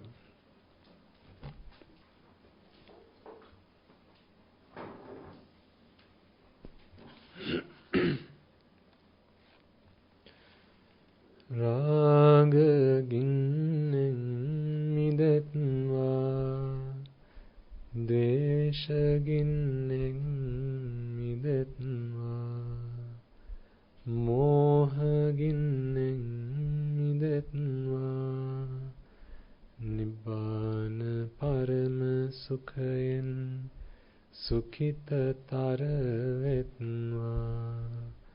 Nibbana parama sukhayen sukhita taravetva. Mamada siyalu loka siyalu satmayo. Nibbana parama sukhayen sukhita taravetva. Nibbana parama sukhayen sukhita taravetva. Nibbana parama sukhayen sukhita taravetva. Tunuruwange suvisi ananta mahaguna belen siru loka siru sattvayoma Nibbana parama sukhayen sukhita taravetva. May I and all beings in all worlds be freed from the fires of desire. May I and all beings in all worlds be freed from the fires of aversion. May I and all beings in all worlds be freed from the fires of delusion. May I and all beings in all worlds attain the supreme bliss of Nibbana. May the Noble Triple Gem be with you all forever. Sadhu, sadhu, sadhu.